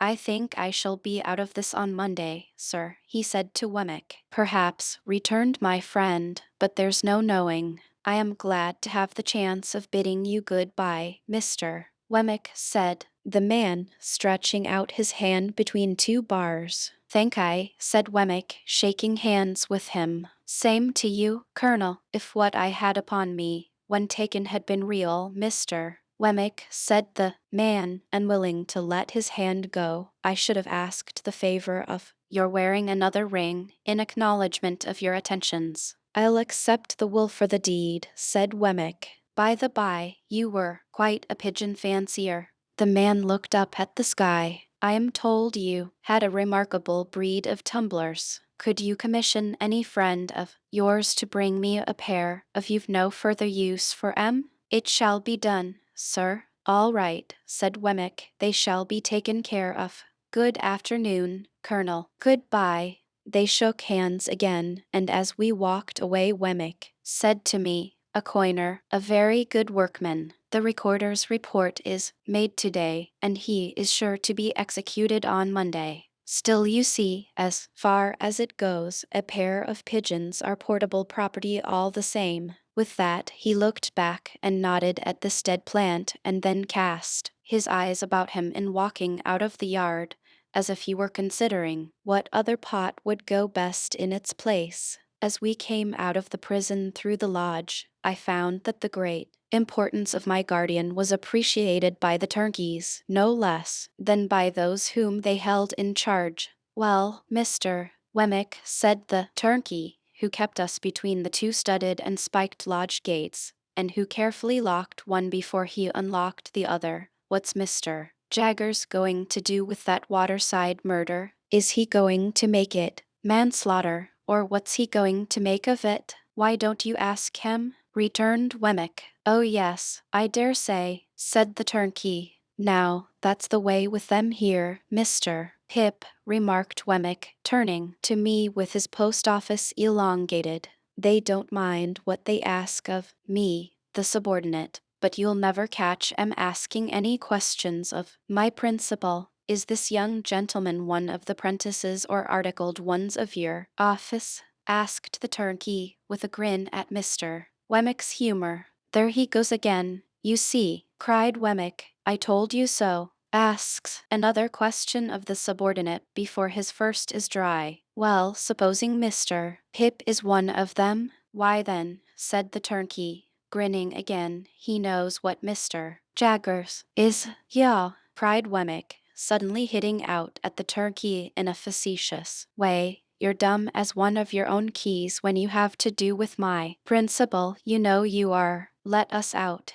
you old fox, or I'll get him to bring an action against you for false imprisonment. The turkey laughed and gave us good day and stood laughing at us over the spikes of the wicket when we descended the steps into the street. Mind you, Mr. Pip, said Wemmick, gravely in my ear as he took my arm, to be more confidential, I don't know that Mr. Jaggers does a better thing than the way in which he keeps himself so high. He's always so high. His constant height is of a piece with his immense abilities. The colonel durst no more take leave of him than that turkey durst ask him his intentions respecting a case. Then, between his height and them, he slips in his subordinate, don't you see? And so he has soul and body. I was very much impressed, and not for the first time, by my guardian's subtlety. To confess the truth, I very heartily wished, and not for the first time, that I had had some other guardian of minor abilities. Mr. Wemmick and I parted at the office in Little Britain, where suppliants for Mr.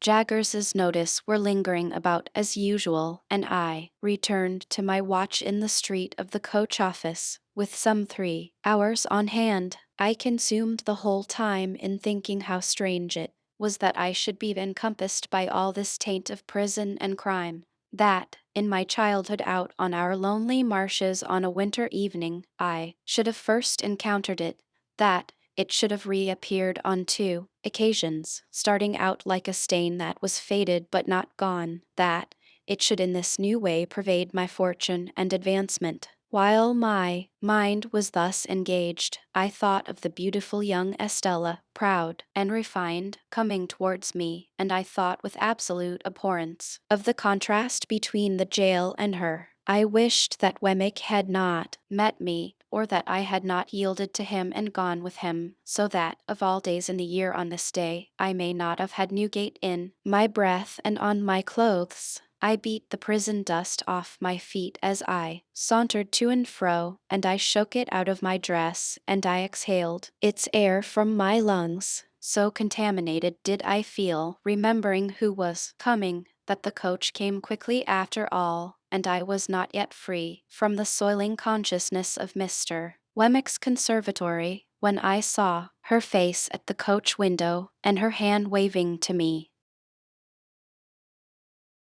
Chapter Roman 33. In her furred traveling dress, Estella seemed more delicately beautiful than she had ever seemed yet, evening in my eyes. Her manner was more winning than she had cared to let it be to me before, and I thought I saw Miss Havisham's influence in the change. We stood in the inn yard, while she pointed out her luggage to me, and when it was all collected I remembered having forgotten everything but herself in the meanwhile, that I knew nothing of her destination. I am going to Richmond, she told me. Our lesson is that there are 2 Richmonds, one in Surrey and one in Yorkshire, and that mine is the Surrey-Richmond. The distance is 10 miles. I am to have a carriage, and you are to take me. This is my purse, and you are to pay my charges out of it. Oh, you must take the purse. We have no choice, you and I, but to obey our instructions.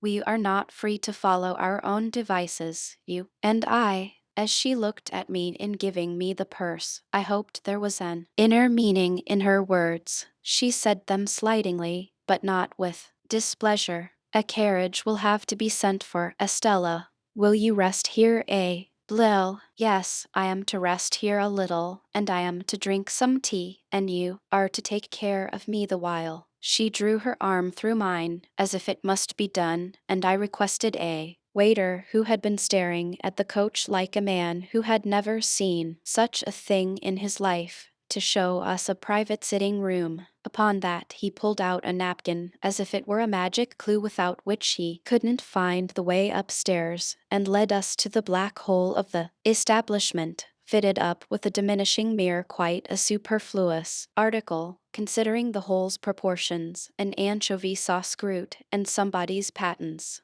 On my objecting to this retreat, he took us into another room with a dinner table for 30, and in the grate a scorched leaf of a copybook under a bushel of coal dust. Having looked at this extinct conflagration and shaken his head, he took my order, which, proving to be merely some tea for the lady, sent him out of the room in a very low state of mind.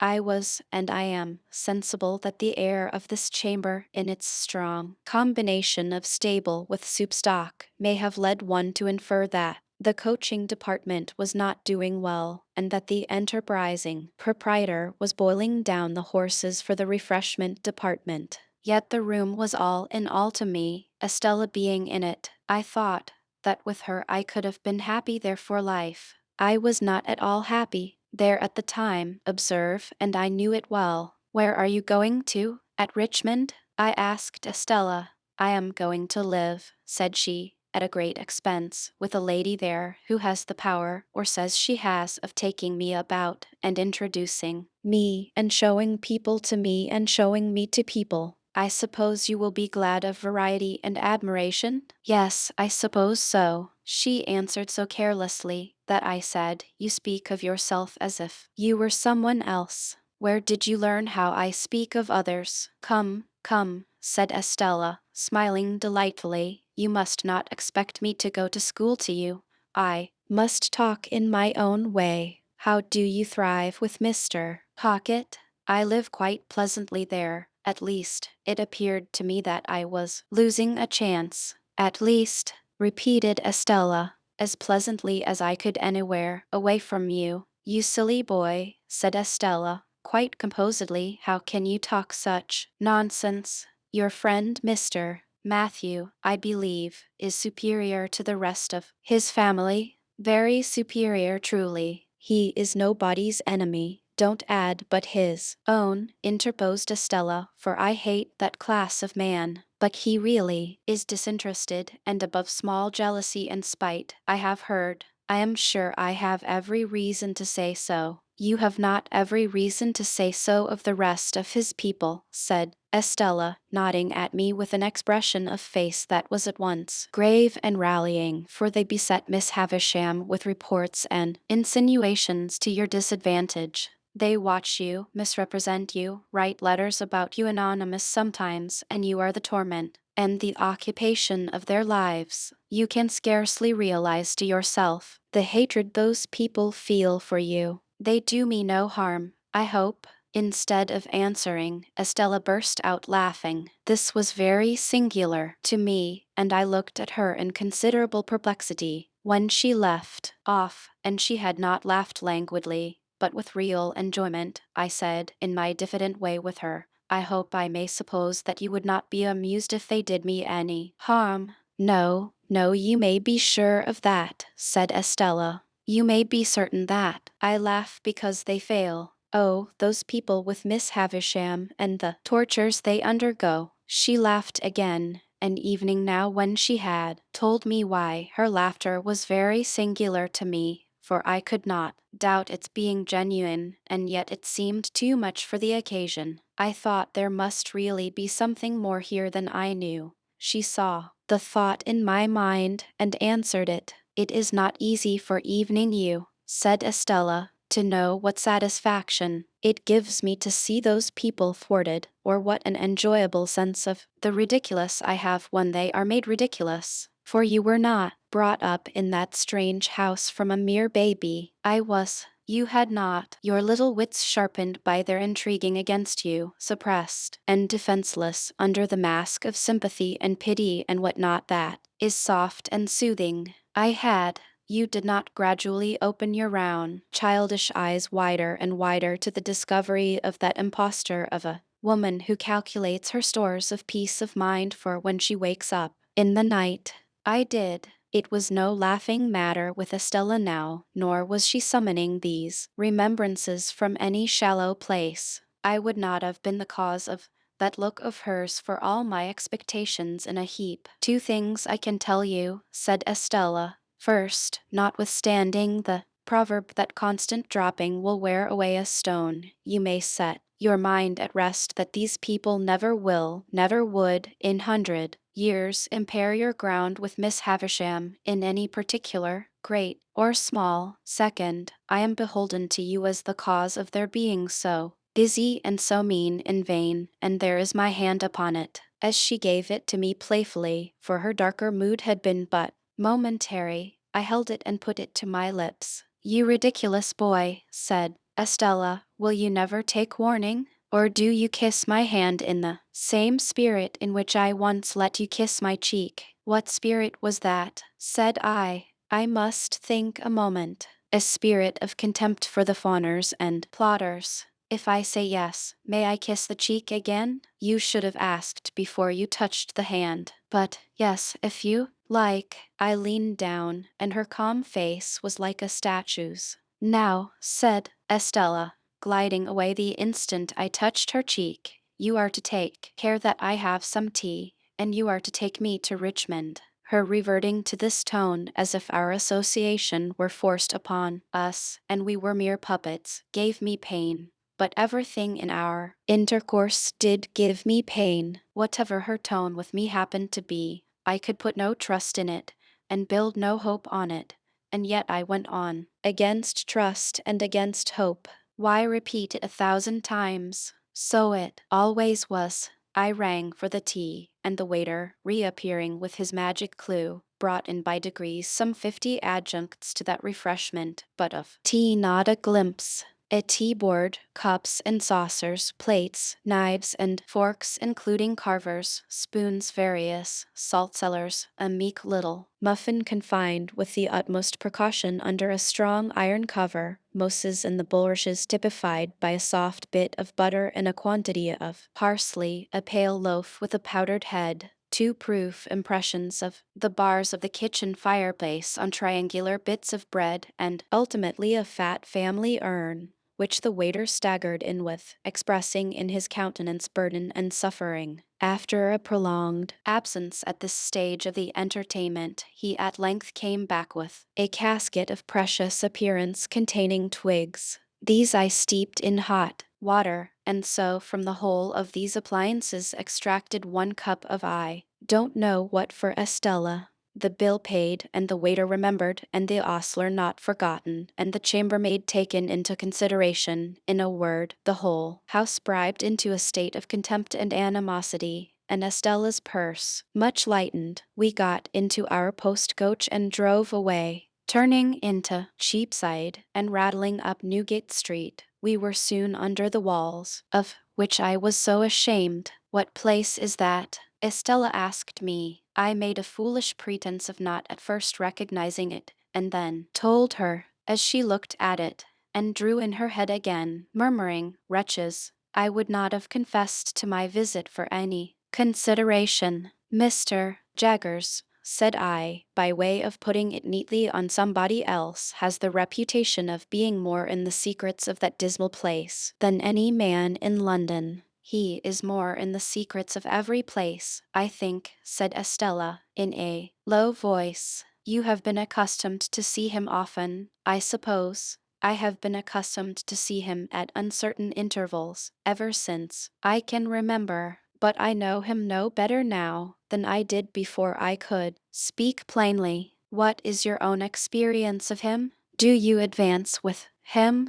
Once habituated to his distrustful manner, said I have done very well. Are you intimate? I have dined with him at his private house. I fancy, said Estella, shrinking, That must be a curious place. It is a curious place. I should have been chary of discussing my guardian too freely evening with her, but I should have gone on with the subject so far as to describe the dinner in Gerrard Street, if we had not then come into a sudden glare of gas. It seemed, while it lasted, to be all alight and alive, with that inexplicable feeling I had had before, and when we were out of it, I was as much dazed for a few moments as if I had been enlightening. So we fell into other talk, and it was principally about the way by which we were travelling, and about what parts of London lay on this side of it and what on that. The great city was almost new to her,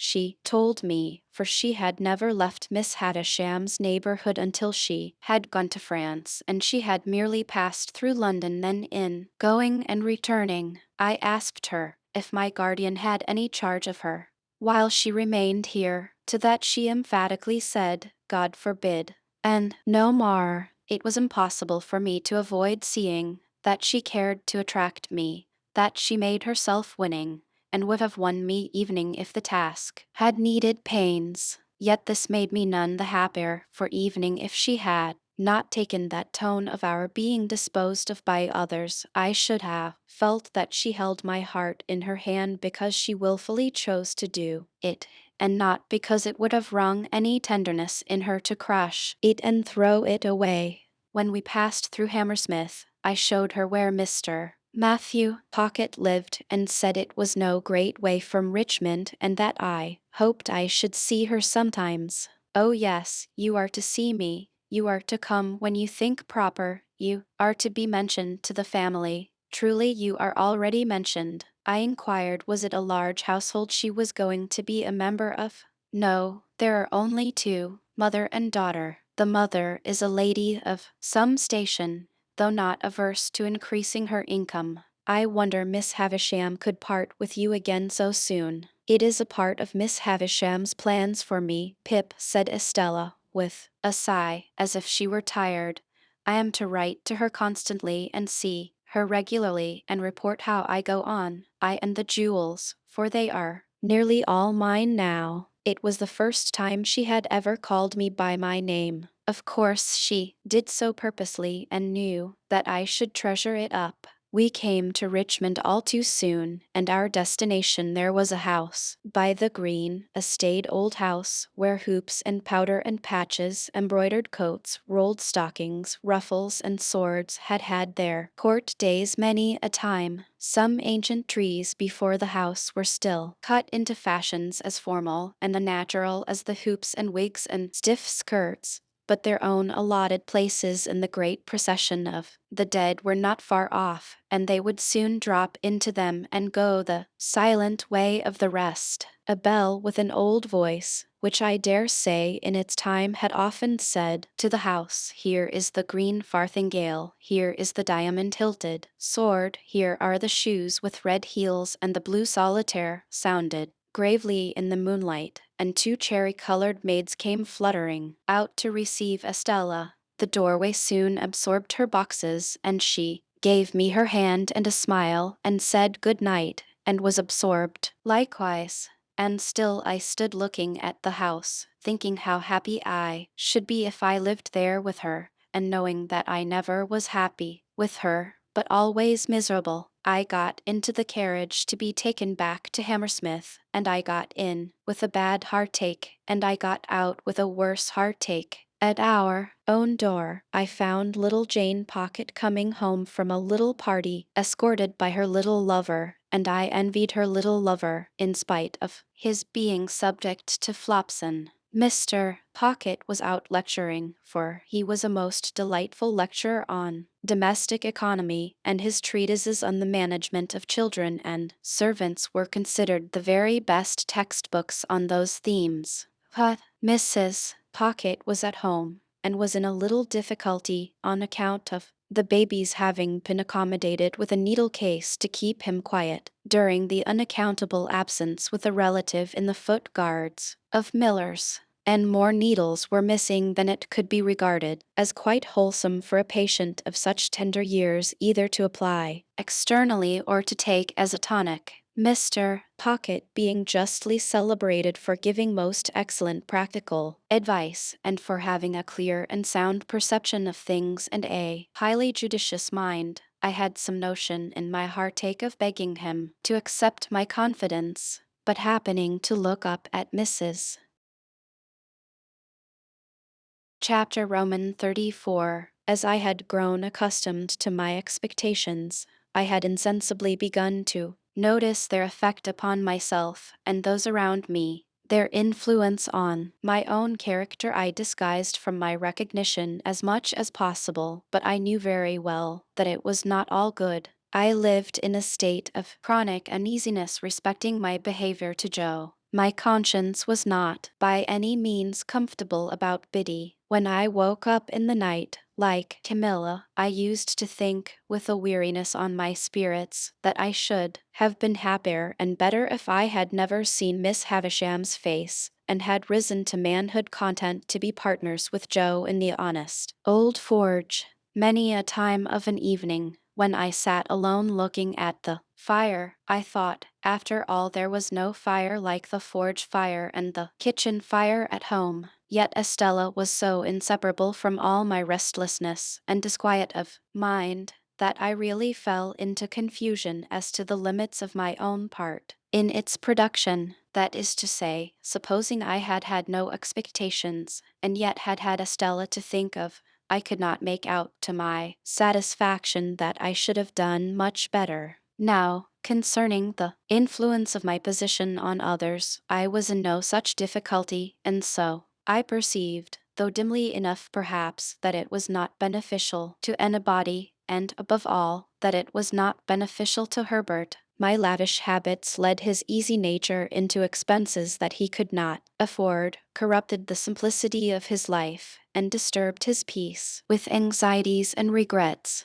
I was not at all remorseful for having unwittingly set those other branches of the Pocket family to the poor arts they practiced, because such littlenesses were their natural bent, and would have been evoked by anybody else if I had left them slumbering. But Herbert's was a very different case, and it often caused me a twinge to think that I had done him evil service in crowding his sparely furnished chambers with incongruous upholstery work, and placing the canary-breasted avenger at his disposal. So now, as an infallible way of making little ease great ease, I began to contract a quantity of debt. I could hardly begin, but Herbert must begin too. So he soon followed. At Startop's suggestion, we put ourselves down for election into a club called the Finches of the Grove, the object of which institution I have never divined, if it were not that the members should dine expensively once a fortnight, to quarrel among themselves as much as possible after dinner, and to cause 6 waiters to get drunk on the stairs. I know that these gratifying social ends were so invariably accomplished that Herbert and I understood nothing else to be referred to in the first standing toast of the society, which ran, "Gentlemen, may the present promotion of good feeling ever reign predominant among the Finches of the Grove." The Finches spent their money foolishly. The hotel we dined at was in Covent Garden, and the first Finch I saw when I had the honor of joining the Grove was Bentley Drummle, at that time floundering about town in a cab of his own, and doing a great deal of damage to the posts at the street corners. Occasionally he shot himself out of his equipage head foremost over the apron, and I saw him on one occasion deliver himself at the door of the Grove in this unintentional way, like Coles. But here I anticipate a little, for I was not a Finch, and could not be, according to the sacred laws of the society, until I came of age. In my confidence in my own resources, I would willingly have taken Herbert's expenses on myself, but Herbert was proud, and I could make no such proposal to him. So he got into difficulties in every direction, and continued to look about him. When we gradually fell into keeping late hours and late company, I noticed that he looked about him with a desponding eye at breakfast time, that he began to look about him more hopefully about a midday, that he drooped when he came in to dinner, that he seemed to descry capital in the distance rather clearly after dinner, that he all but realized capital towards midnight, and that at about 2 o'clock in the morning he became so deeply despondent again as to talk of buying a rifle and going to America with a general purpose of compelling buffaloes to make his fortune. I was usually at Hammersmith about half the week, and when I was at Hammersmith I haunted Richmond, of which separately soon. Herbert would often come to Hammersmith when I was there, and I think at those seasons his father would occasionally have some passing perception that the opening he was looking for had not appeared yet. But in the general tumbling up of the family, his tumbling out in life somewhere was a thing to transact itself somehow. In the meantime, Mr. Pocket grew grayer and tried oftener to lift himself out of his perplexities by the hair, while Mrs. Pocket tripped up the family with her footstool, read her book of dignities, lost her pocket handkerchief, told us about her grandpapa, and taught the young idea how to shoot by shooting it into bed whenever it attracted her notice. As I am now generalizing a period of my life with the object of clearing my way before me, I can scarcely do so better than by at once completing the description of our usual manners and customs at Barnard's Inn. We spent as much money as we could and got as little for it as people could make up their minds to give us. We were always more or less miserable, and most of our acquaintance were in the same condition. There was a gay fiction among us that we were constantly enjoying ourselves, and a skeleton truth that we never did. To the best of my belief, our case was in the last aspect a rather common one. Every morning, with an air ever new, Herbert went into the city to look about him. I often paid him a visit in the dark back room in which he consorted with an ink jar, a hat bag, a coal box, a string box, an almanac, a desk and stool, and a ruler, and I do not remember that I ever saw him do anything else but look about him. If we all did what we undertake to do as faithfully as Herbert did, we may live in a republic of the virtues. He had nothing else to do, poor fellow, except at a certain hour of every afternoon to go to Lloyd's, in observance of a ceremony of seeing his principal. I think he never did anything else in connection with Lloyd's that I could find out, except come back again when he felt his case unusually serious, and that he positively must find an opening. He would go on 'change at a busy time, and walk in and out in a kind of gloomy country dance figure among the assembled magnates. For, says Herbert to me, coming home to dinner on one of those special occasions, I find the truth to be, Handel, that an opening won't come to one, but one must go to it. So I have been. If we had been less attached to one another, I think we must have hated one another regularly every morning. I detested the chambers beyond expression at that period of repentance, and could not endure the sight of the Avenger's livery, which had a more expensive and a less remunerative appearance than at any other time in the 24 hours. As we got more and more into debt, breakfast became a hollower and hollower form, and being on one occasion at breakfast time threatened by letter with legal proceedings, not and wholly unconnected, as my local paper may put it, with jewelry, I went so far as to seize the Avenger by his blue collar and shake him off his feet, so that he was actually in the air, like a booted Cupid, for presuming to suppose that we wanted a roll at certain times, meaning at uncertain times, for they depended on our humor. I would say to Herbert, as if it were a remarkable discovery, "My dear Herbert, we are getting on badly." "My dear Handel," Herbert would say to me, in all sincerity, "if you will believe me, those very words were on my lips by a strange coincidence." "Then, Herbert," I would respond, "let us look into out affairs." We always derived profound satisfaction from making an appointment for this purpose. I always thought this was business, this was the way to confront the thing, this was the way to take the foe by the throat. And I know Herbert thought so too. we ordered something rather special for dinner, with a bottle of something similarly out of the common way, in order that our minds may be fortified for the occasion, and we may come well up to the mark. Dinner over, we produced a bundle of pens, a copious supply of ink, and a goodly show of writing and blotting paper, for there was something very comfortable in having plenty of stationery. I would then take a sheet of paper and write across the top of it, in a neat hand, the heading, Memorandum of Pip's Debts, with Barnard's Inn, and the date very carefully added. Herbert would also take a sheet of paper and write across it with similar formalities, Memorandum of Herbert's Debts.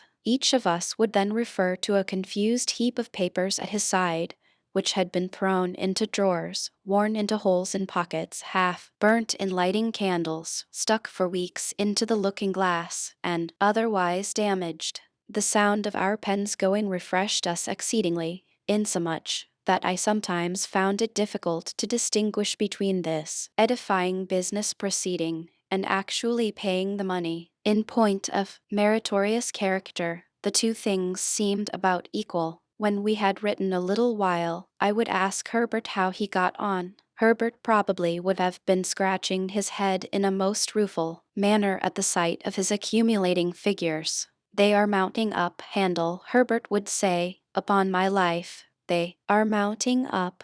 Be firm, Herbert, I would retort, plying my own pen with great assiduity. Look the thing in the face. Look into your affairs. Stare them out of countenance. So I would, Handel, only they are staring me out of countenance. However, my determined manner would have its effect, and Herbert would fall to work again. After a time he would give up once more, on the plea that he had not got Cobbs's bill, or Lobbs's, or Nobbs's, as the case may be. Then Herbert estimate it in round numbers and put it down. What a fellow of resource you are, my friend would reply, with admiration. Really your business powers are very remarkable. I thought so too. I established with myself, on these occasions, the reputation of a first-rate man of business, prompt, decisive, energetic, clear, cool-headed. When I had got all my responsibilities down upon my list, I compared each with a bill and ticked it off. My self-approval when I ticked an entry was quite a luxurious sensation. When I had no more ticks to make, I folded all my bills up uniformly, docketed each on the back, and tied the whole into a symmetrical bundle. Then I did the same for Herbert, who modestly said he had not my administrative genius and felt that I had brought his affairs into a focus for him. My business habits had one other bright feature, which I called leaving a margin. For example, supposing Herbert's debts to be £164 4 and 2 pence, I would say, leave a margin, and put them down at 200. Or, supposing my own to be 4 times as much, I would leave a margin and put them down at 700. I had the highest opinion of the wisdom of this same margin, but I am bound to acknowledge that on looking back, I deem it to have been an expensive device, for we always ran into new debt immediately to the full extent of the margin, and sometimes, in the sense of freedom and solvency it imparted, got pretty far on into another margin.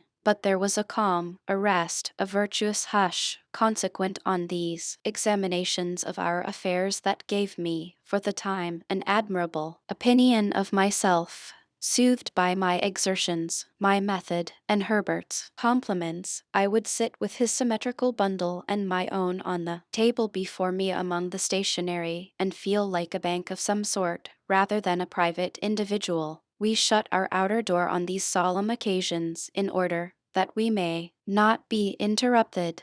I had fallen into my serene state one evening, when we heard a letter dropped through the slit in the said door, and fall on the ground. It's for you, Handel, said Herbert, going out and coming back with it, and I hope there is nothing the matter. This was in allusion to its heavy black seal and border. The letter was signed Trabb and Co., and its contents were simply that I was an honored sir, and that they begged to inform me that Mrs. J.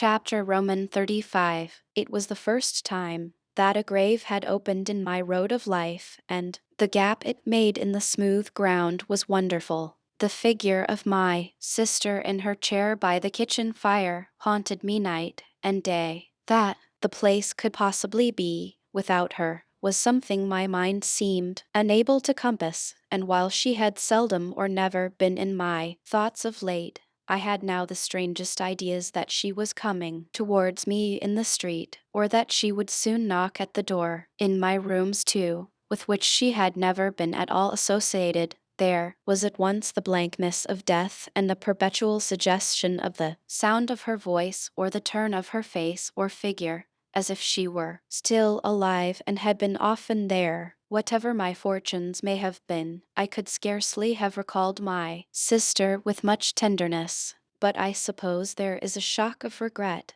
which may exist without much tenderness. Under its influence, and perhaps to make up for the want of the softer feeling, I was seized with a violent indignation against the assailant from whom she had suffered so much, and I felt that on sufficient proof I could have revengefully pursued Orlick or any one else to the last extremity, having written to Joe to offer him consolation and to assure him that I would come to the funeral. I passed the intermediate days in the curious state of mind I have glanced at. I went down early in the morning and alighted at the Blue Boar in good time to walk over to the forge. It was fine summer weather again, and as I walked along, the times when I was a little helpless creature, and my sister did not spare me, vividly returned. But they returned with a gentle tone upon them that softened evening the edge of Tickler, for now the very breath of the beans and clover whispered to my heart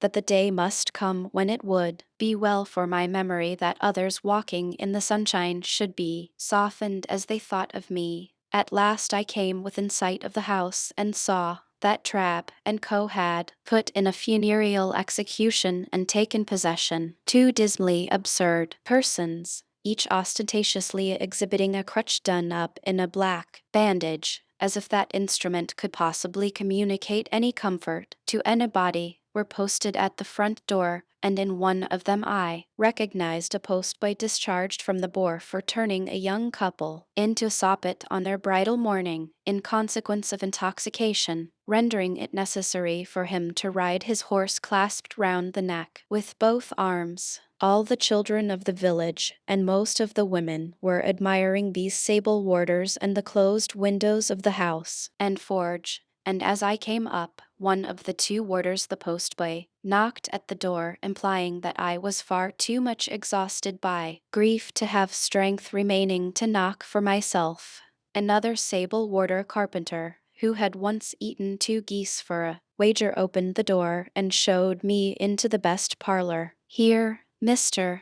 Trapp had taken unto himself the best table, and had got all the leaves up, and was holding a kind of black bazaar, with the aid of a quantity of black pins. At the moment of my arrival he had just finished putting somebody's hat into black long clothes, like an African baby, so he held out his hand for mine. But I, misled by the action, and confused by the occasion, shook hands with him with every testimony of warm affection. Poor dear Joe, entangled in a little black cloak tied in a large bow under his chin, was seated apart at the upper end of the room, where, as chief mourner, he had evidently been stationed by Trabb.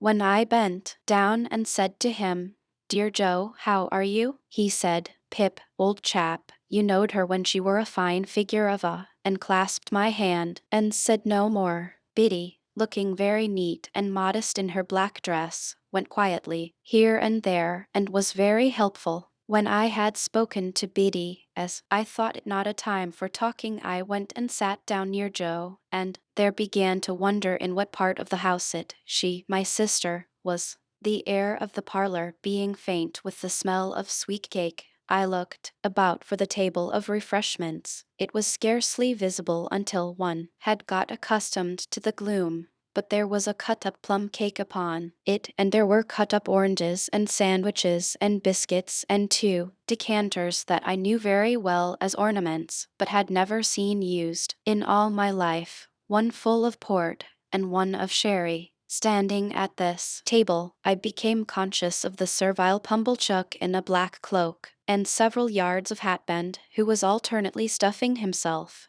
and making obsequious movements to catch my attention. The moment he succeeded, he came over to me breathing sherry and crumbs and said, in a subdued voice, "May I, dear sir?" And did. I then descried Mr. and Mrs. Hubble, the last named in a decent speechless paroxysm in a corner. We were all going to follow, and were all in course of being tied up, separately by Trabb into ridiculous bundles, which I meanter say, Pip, Joe whispered me as we were being what Mr. Trabb called formed in the parlor 2 and 2, and it was dreadfully like a preparation for some grim kind of dance, which I meanter say, sir, as I would in preference have carried her to the church myself, along with 3 or 4 friendly ones what come to it with willing hearts and arms, but it were considered what the neighbors would look down on such, and would be of opinions as it were wanting in respect. Pocket handkerchiefs out, all, cried Mr. Trabb at this point in a depressed business-like voice. Pocket handkerchiefs out. We are ready, so we all put our pocket handkerchiefs to our faces as if our noses were bleeding, and filed out 2 and 2, Joe and I, Biddy and Pumblechook, Mr. and Mrs. Hubble. The remains of my poor sister had been brought round by the kitchen door, and it being a point of undertaking ceremony that the 6 bearers must be stifled and blinded under a horrible black velvet housing with a white border, the whole looked like a blind monster with 12 human legs, shuffling and blundering along, under the guidance of 2 keepers, the postboy and his comrade. The neighborhood, however, highly approved of these arrangements, and we were much admired as we went through the village, the more youthful and vigorous part of the community making dashes now and then to cut us off, and lying in wait to intercept us at points of vantage. At such times, the more exuberant among them called out in an excited manner on our emergence round some corner of expectancy, "Here they come, here they are," and we were all but cheered. In this progress I was much annoyed by the abject Pumblechook, who, being behind me, persisted all the way, as a delicate attention in arranging my streaming hatband and smoothing my cloak. My thoughts were further distracted by the excessive pride of Mr. and Mrs. Hubble, who were surpassingly conceited and vainglorious in being members of so distinguished a procession. And now the range of marshes lay clear before us, with the sails of the ships on the river growing out of it, and we went into the churchyard, close to the graves of my unknown parents, Philip Perrep, late of this parish, and also Georgiana, wife of the above. And there my sister was laid quietly in the earth, while the larks sang high above it, and the light wind strewed it with beautiful shadows of clouds and trees. Of the conduct of the worldly-minded Pumblechook while this was doing, I desire to say no more than it was all addressed to me, and that evening, when those noble passages were read which remind humanity how it brought nothing into the world and can take nothing out, and how it flies like a shadow and never continues long in one stay, I heard him cough a reservation of the case of a young gentleman who came unexpectedly into large property. When we got back, he had the hardihood to tell me that he wished my sister could have known I had done her so much honor, and to hint that she would have considered it reasonably purchased at the price of her death.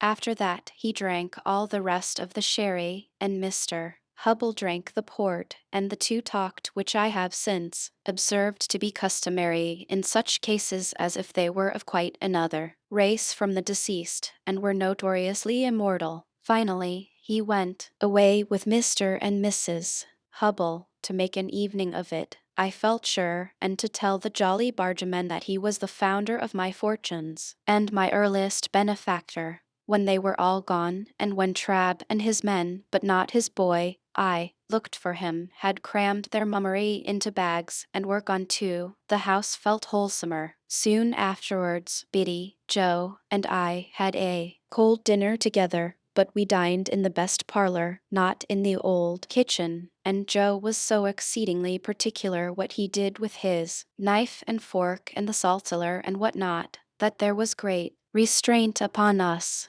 But after dinner, when I made him take his pipe, and when I had loitered with him about the forge, and when we sat down together on the great block of stone outside it, we got on better. I noticed that after the funeral Joe changed his clothes so far as to make a compromise between his Sunday dress and working dress, in which the dear fellow looked natural and like the man he was. He was very much pleased by my asking if I may sleep in my own little room, and I was pleased too, for I felt that I had done rather a great thing in making the request. When the shadows of evening were closing in, I took an opportunity of getting into the garden with Biddy for a little talk. Biddy, said I think you may have written to me about these sad matters.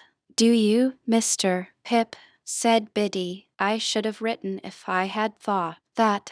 Don't suppose that I mean to be unkind, Biddy, when I say I consider that you ought to have thought that. Do you, Mr. Pip? She was so quiet, and had such an orderly, good, and pretty way with her, that I did not like the thought of making her cry again. After looking a little at her downcast eyes as she walked beside me, I gave up that point. I suppose it will be difficult for you to remain here now, Biddy dear, though I can't do so, Mr. Pip, said Biddy, in a tone of regret but still of quiet conviction. I have been speaking to Mrs. Hubble, and I am going to her tomorrow. I hope we shall be able to take some care of Mr. Gargery together until he settles down. How are you going to live, Biddy, if you want any mo? How am I going to live? Repeated Biddy, striking in, with a momentary flush upon her face. I'll tell you, Mr. Pip, I am going to try to get the place of mistress in the new school nearly finished here. I can be well recommended by all the neighbors, and I hope I can be industrious and patient and teach myself while I teach others. You know, Mr. Pip, pursued Biddy with a smile as she raised her eyes to my face, the new schools are not like the old, but I learned a good deal from you after that time, and have had time since then to improve. I think you would always improve, Biddy, under any circumstances. Ah, except in my bad side of human nature, murmured Biddy. It was not so much a reproach as an irresistible thinking aloud. Well, I thought I would give up that point too, so I walked a little further, with Biddy, looking silently at her downcast eyes. I have not heard the particulars of my sister's death, Biddy. They are very slight, poor thing. She had been in one of her bad states, though they had got better of late rather than worse for 4 days, when she came out of it in the evening, just at tea time, and said, quite plainly, Joe, as she had never said any word for a long while, I ran and fetched in Mr. Gargery from the forge. She made signs to me that she wanted him to sit down close to her, and wanted me to put her arms round his neck. So I put them round his neck, and she laid her head down on his shoulder quite content and satisfied. And so she soon said, Joe again, and once pardon, and once Pip. And so she never lifted her head up any more, and it was just an hour later when we laid it down on her own bed because we found she was gone. Biddy cried. The darkening garden and the lane and the stars that were coming out were blurred in my own sight. Nothing was ever discovered, Biddy, nothing.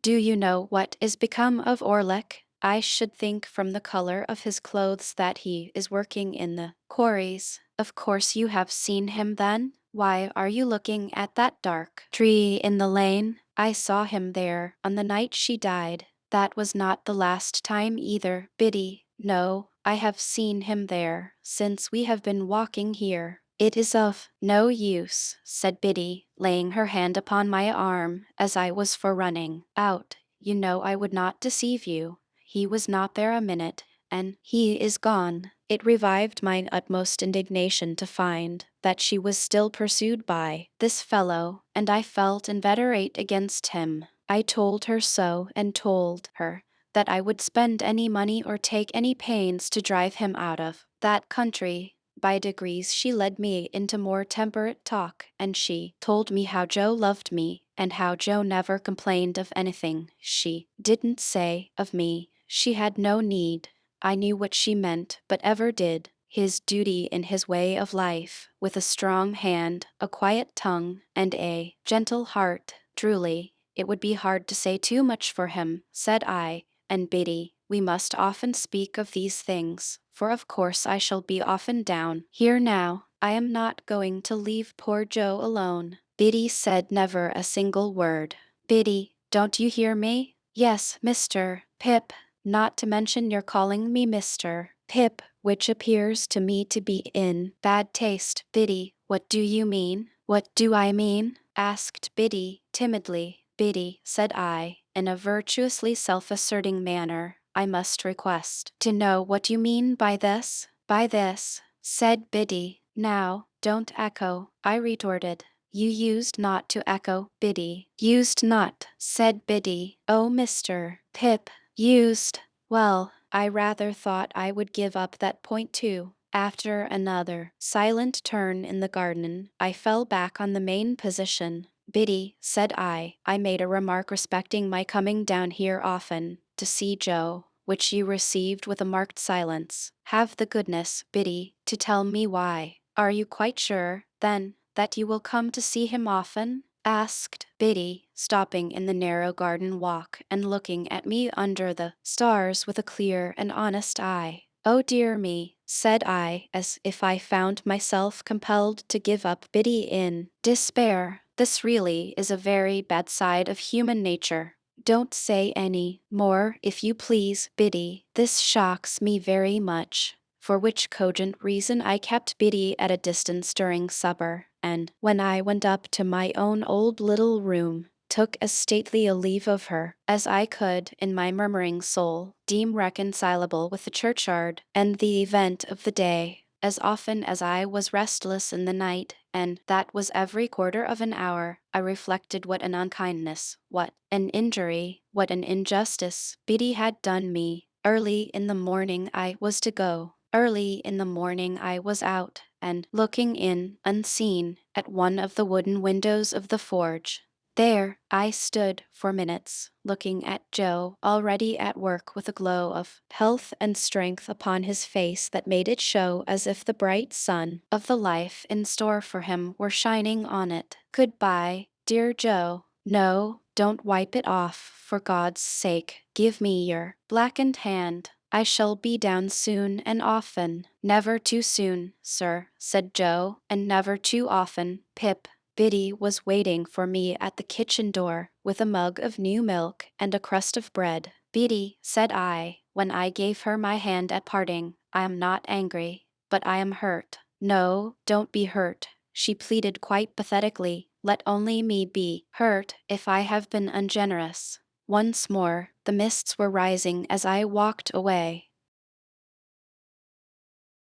Chapter Roman 36. Herbert and I went on from bad to worse, in the way of increasing our debts, looking into our affairs, leaving margins, and the like exemplary transactions, and time went on, whether or no, as he has a way of doing. And I came of age, in fulfillment of Herbert's prediction, that I should do so before I knew where I was. Herbert himself had come of age 8 months before me, as he had nothing else than his majority to come into. The event did not make a profound sensation in Barnard's Inn, but we had looked forward to my 21's birthday with a crowd of speculations and anticipations, for we had both considered that my guardian could hardly help saying something definite on that occasion. I had taken care to have it well understood in Little Britain. When my birthday was on the day before it, I received an official note from Wemmick informing me that Mr. Jaggers would be glad if I would call upon him at 5 in the afternoon of the auspicious day. This convinced us that something great was to happen, and threw me into an unusual flutter when I repaired to my guardian's office, a model of punctuality. In the outer office, Wemmick offered me his congratulations, and incidentally rubbed the side of his nose with a folded piece of tissue paper that I liked the look of, but he said nothing respecting it, and motioned me with a nod into my guardian's room. It was November, and my guardian was standing before his fire, leaning his back against the chimney-piece with his hands under his coat-tails. "Well, Pip," said he, "I must call you Mr. Pip today. Congratulations, Mr. Pip." We shook hands. He was always a remarkably short shaker, and I thanked him. "Take a chair, Mr. Pip," said my guardian, as I sat down, and he preserved his attitude and bent his brows at his boots. I felt at a disadvantage, which reminded me of that old time when I had been put upon a tombstone. The two ghastly casts on the shelf were not far from him, and their expression was as if they were making a stupid apoplectic attempt to attend to the conversation. "Now, my young friend," my guardian began, as if I were a witness in the box, "I am going to have a word or two with you, if you please, sir." "What do you suppose?" said Mr. Jaggers, bending forward to look at the ground, and then throwing his head back to look at the ceiling. "What do you suppose you are living at the rate of?" "At the rate of, sir?" Repeated Mr. Jaggers, still looking at the ceiling. "The rate of," and then looked all round the room, and paused with his pocket handkerchief in his hand halfway to his nose. I had looked into my affairs so often that I had thoroughly destroyed any slight notion I may ever have had of their bearings. Reluctantly, I confessed myself quite unable to answer the question. This reply seemed agreeable to Mr. Jaggers, who said, "I thought so," and blew his nose with an air of satisfaction. "Now, I have asked you a question, my friend," said Mr. Jaggers. "Have you anything to ask me?" "Of course it would be a great relief to me to ask you several questions, sir, but I remember your prohibition." "Ask one," said Mr. Jaggers. "Is my benefactor to be made known to me today?" "No." "Ask another. Is that confidence to be imparted to me soon?" "Waive that a moment," said Mr. Jaggers, "and ask another." I looked about me, but there appeared to be now no possible escape from the inquiry. "Have I anything to receive, sir?" On that, Mr. Jaggers said triumphantly, "I thought we should come to it," and called to Wemmick to give him that piece of paper. Wemmick appeared, handed it in, and disappeared. "Now, Mr. Pip," said Mr. Jaggers, "attend, if you please. You have been drawing pretty freely here. Your name occurs pretty often in Wemmick's cash book, but you are in debt, of course." "I am afraid I must say yes, sir." "You know you must say yes, don't you?" said Mr. Jaggers. "Yes, sir. I don't ask you what you owe, because you don't know, and if you did know, you wouldn't tell me, you would say less." "Yes, yes, my friend," cried Mr. Jaggers, waving his forefinger to stop me as I made a show of protesting. "It's likely enough that you think you wouldn't, but you would. You'll excuse me, but I know better than you. Now, take this piece of paper in your hand. You have got it? Very good. Now, unfold it, and tell me what it is." "This is a bank note," said I, "for £500. "That is a bank note," repeated Mr. Jaggers, "for £500, and a very handsome sum of money too, I think. You consider it so?" "How could I do otherwise?" "Ah, but answer the question," said Mr. Jaggers. "Undoubtedly, you consider it, undoubtedly, a handsome sum of money. Now, that handsome sum of money, Pip, is your own. It is a present to you on this day, in earnest of your expectations, and at the rate of that handsome sum of money per annum, and at no higher rate, you are to live until the donor of the whole appears. That is to say, you will now take your money, affairs entirely into your own hands, and you will draw from Wemmick £125 per quarter, until you are in communication with the fountainhead and no longer with the mere agent. As I have told you before, I am the mere agent. I execute my instructions, and I am paid for doing so. I think them injudicious, but I am not paid for giving any opinion on their merits. I was beginning to express my gratitude to my benefactor for the great liberality with which I was treated, when Mr. Jaggers stopped me. I am not paid, Pip, said he, coolly, to carry your words to any one, and then gathered up his coat-tails, as he had gathered up the subject, and stood frowning at his boots as if he suspected them of designs against him. After a pause, I hinted, there was a question just now, Mr. Jaggers, which you desired me to waive for a moment. I hope I am doing nothing wrong in asking it again. What is it? Said he. I may have known that he would never help me out, but it took me aback to have to shape the question afresh as if it were quite new. Is it likely, I said, after hesitating, that my patron, the fountainhead, you have spoken of, Mr. Jaggers, will soon, there I delicately stopped. Will soon what? Asked Mr. Jaggers. That's no question as it stands, you know. Will soon come to London, said I, after casting about for a precise form of words, or summon me anywhere else. Now, here, replied Mr. Jaggers, fixing me for the first time with his dark deep-set eyes, we must revert to the evening when we first encountered one another in your village. What did I tell you then, Pip? You told me, Mr. Jaggers, that it may be years therefore when that person appeared. Just so, said Mr. Jaggers, that's my answer. As we looked full at one another, I felt my breath come quicker in my strong desire to get something out of him, and as I felt that it came quicker, and as I felt that he saw that it came quicker, I felt that I had less chance than ever of getting anything out of him. Do you suppose it will still be years therefore, Mr. Jaggers?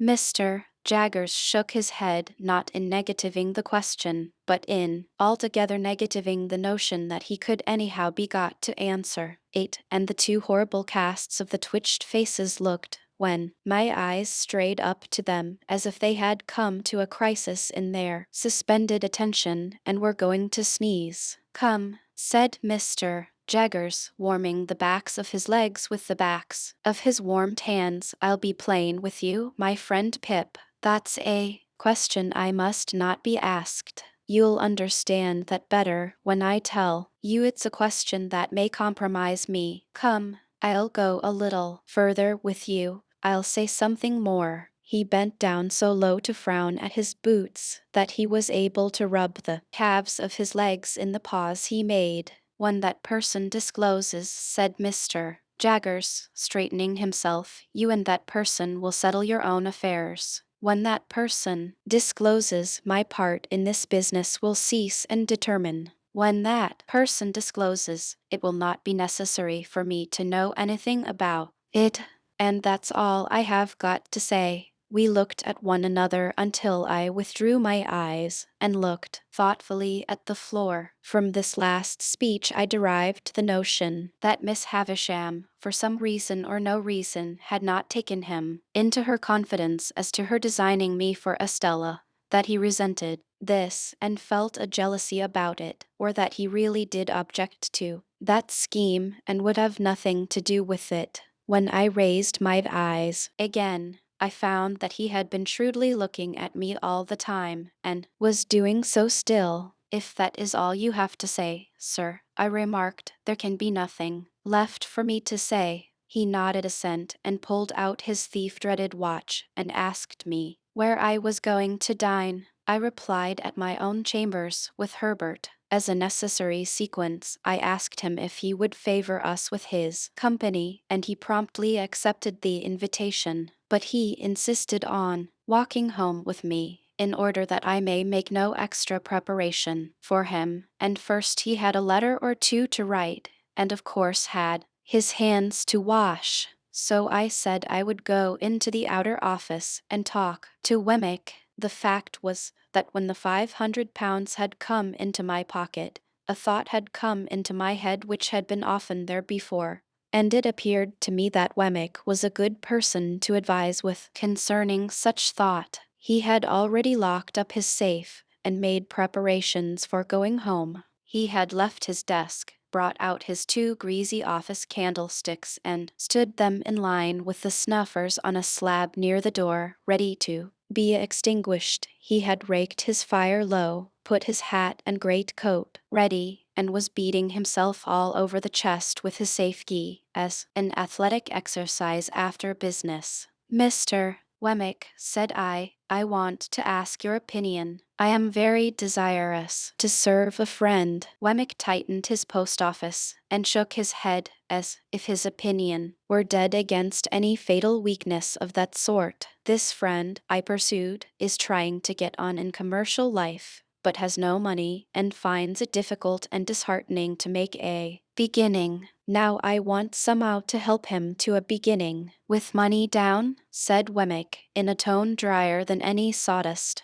"With some money down," I replied, for an uneasy remembrance shot across me of that symmetrical bundle of papers at home. "With some money down, and perhaps some anticipation of my expectations." "Mr. Pip," said Wemmick, "I should like just to run over with you on my fingers, if you please, the names of the various bridges up as high as Chelsea Reach. Let's see, there's London, 1, Southwark, 2, Blackfriars, 3, Waterloo, 4, Westminster, 5, Vauxhall, 6. He had checked off each bridge in its turn, with the handle of his safe key on the palm of his hand. "There's as many as 6, you see, to choose from." "I don't understand you," said I. "Choose your bridge, Mr. Pip," returned Wemmick, "and take a walk upon your bridge, and pitch your money into the Thames over the centre arch of your bridge, and you know the end of it. Serve a friend with it, and you may know the end of it too, but it's a less pleasant and profitable end." I could have posted a newspaper in his mouth, he made it so wide after saying this. "This is very discouraging," said I. "Meant to be so," said Wemmick. "Then is it your opinion," I inquired, with some little indignation, "that a man should never invest portable property in a friend?" said Wemmick. "Certainly he should not, unless he wants to get rid of the friend, and then it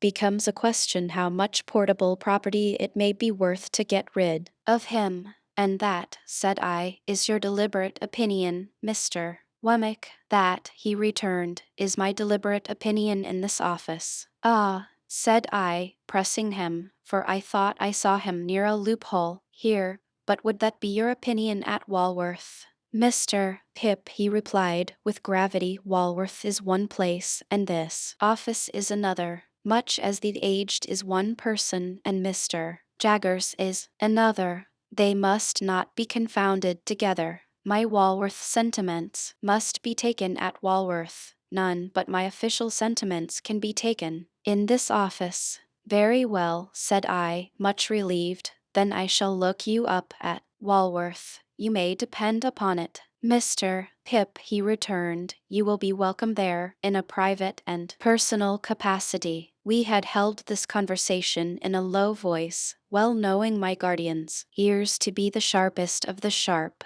As he now appeared in his doorway, toweling his hands, Wemmick got on his great coat and stood by to snuff out the candles. We all three went into the street together, and from the doorstep Wemmick turned his way, and Mr. Jaggers and I turned ours. I could not help wishing more than once that evening that Mr. Jaggers had had an aged in Gerrard Street, or a Stinger, or a something, or a somebody, to unbend his brows a little. It was an uncomfortable consideration on a 21st birthday, that coming of age at all seemed hardly worth while in such a guarded and suspicious world as he made of it. He was 1,000 times better informed and clever than Wemmick, and yet I would 1,000 times rather have had Wemmick to dinner, and Mr.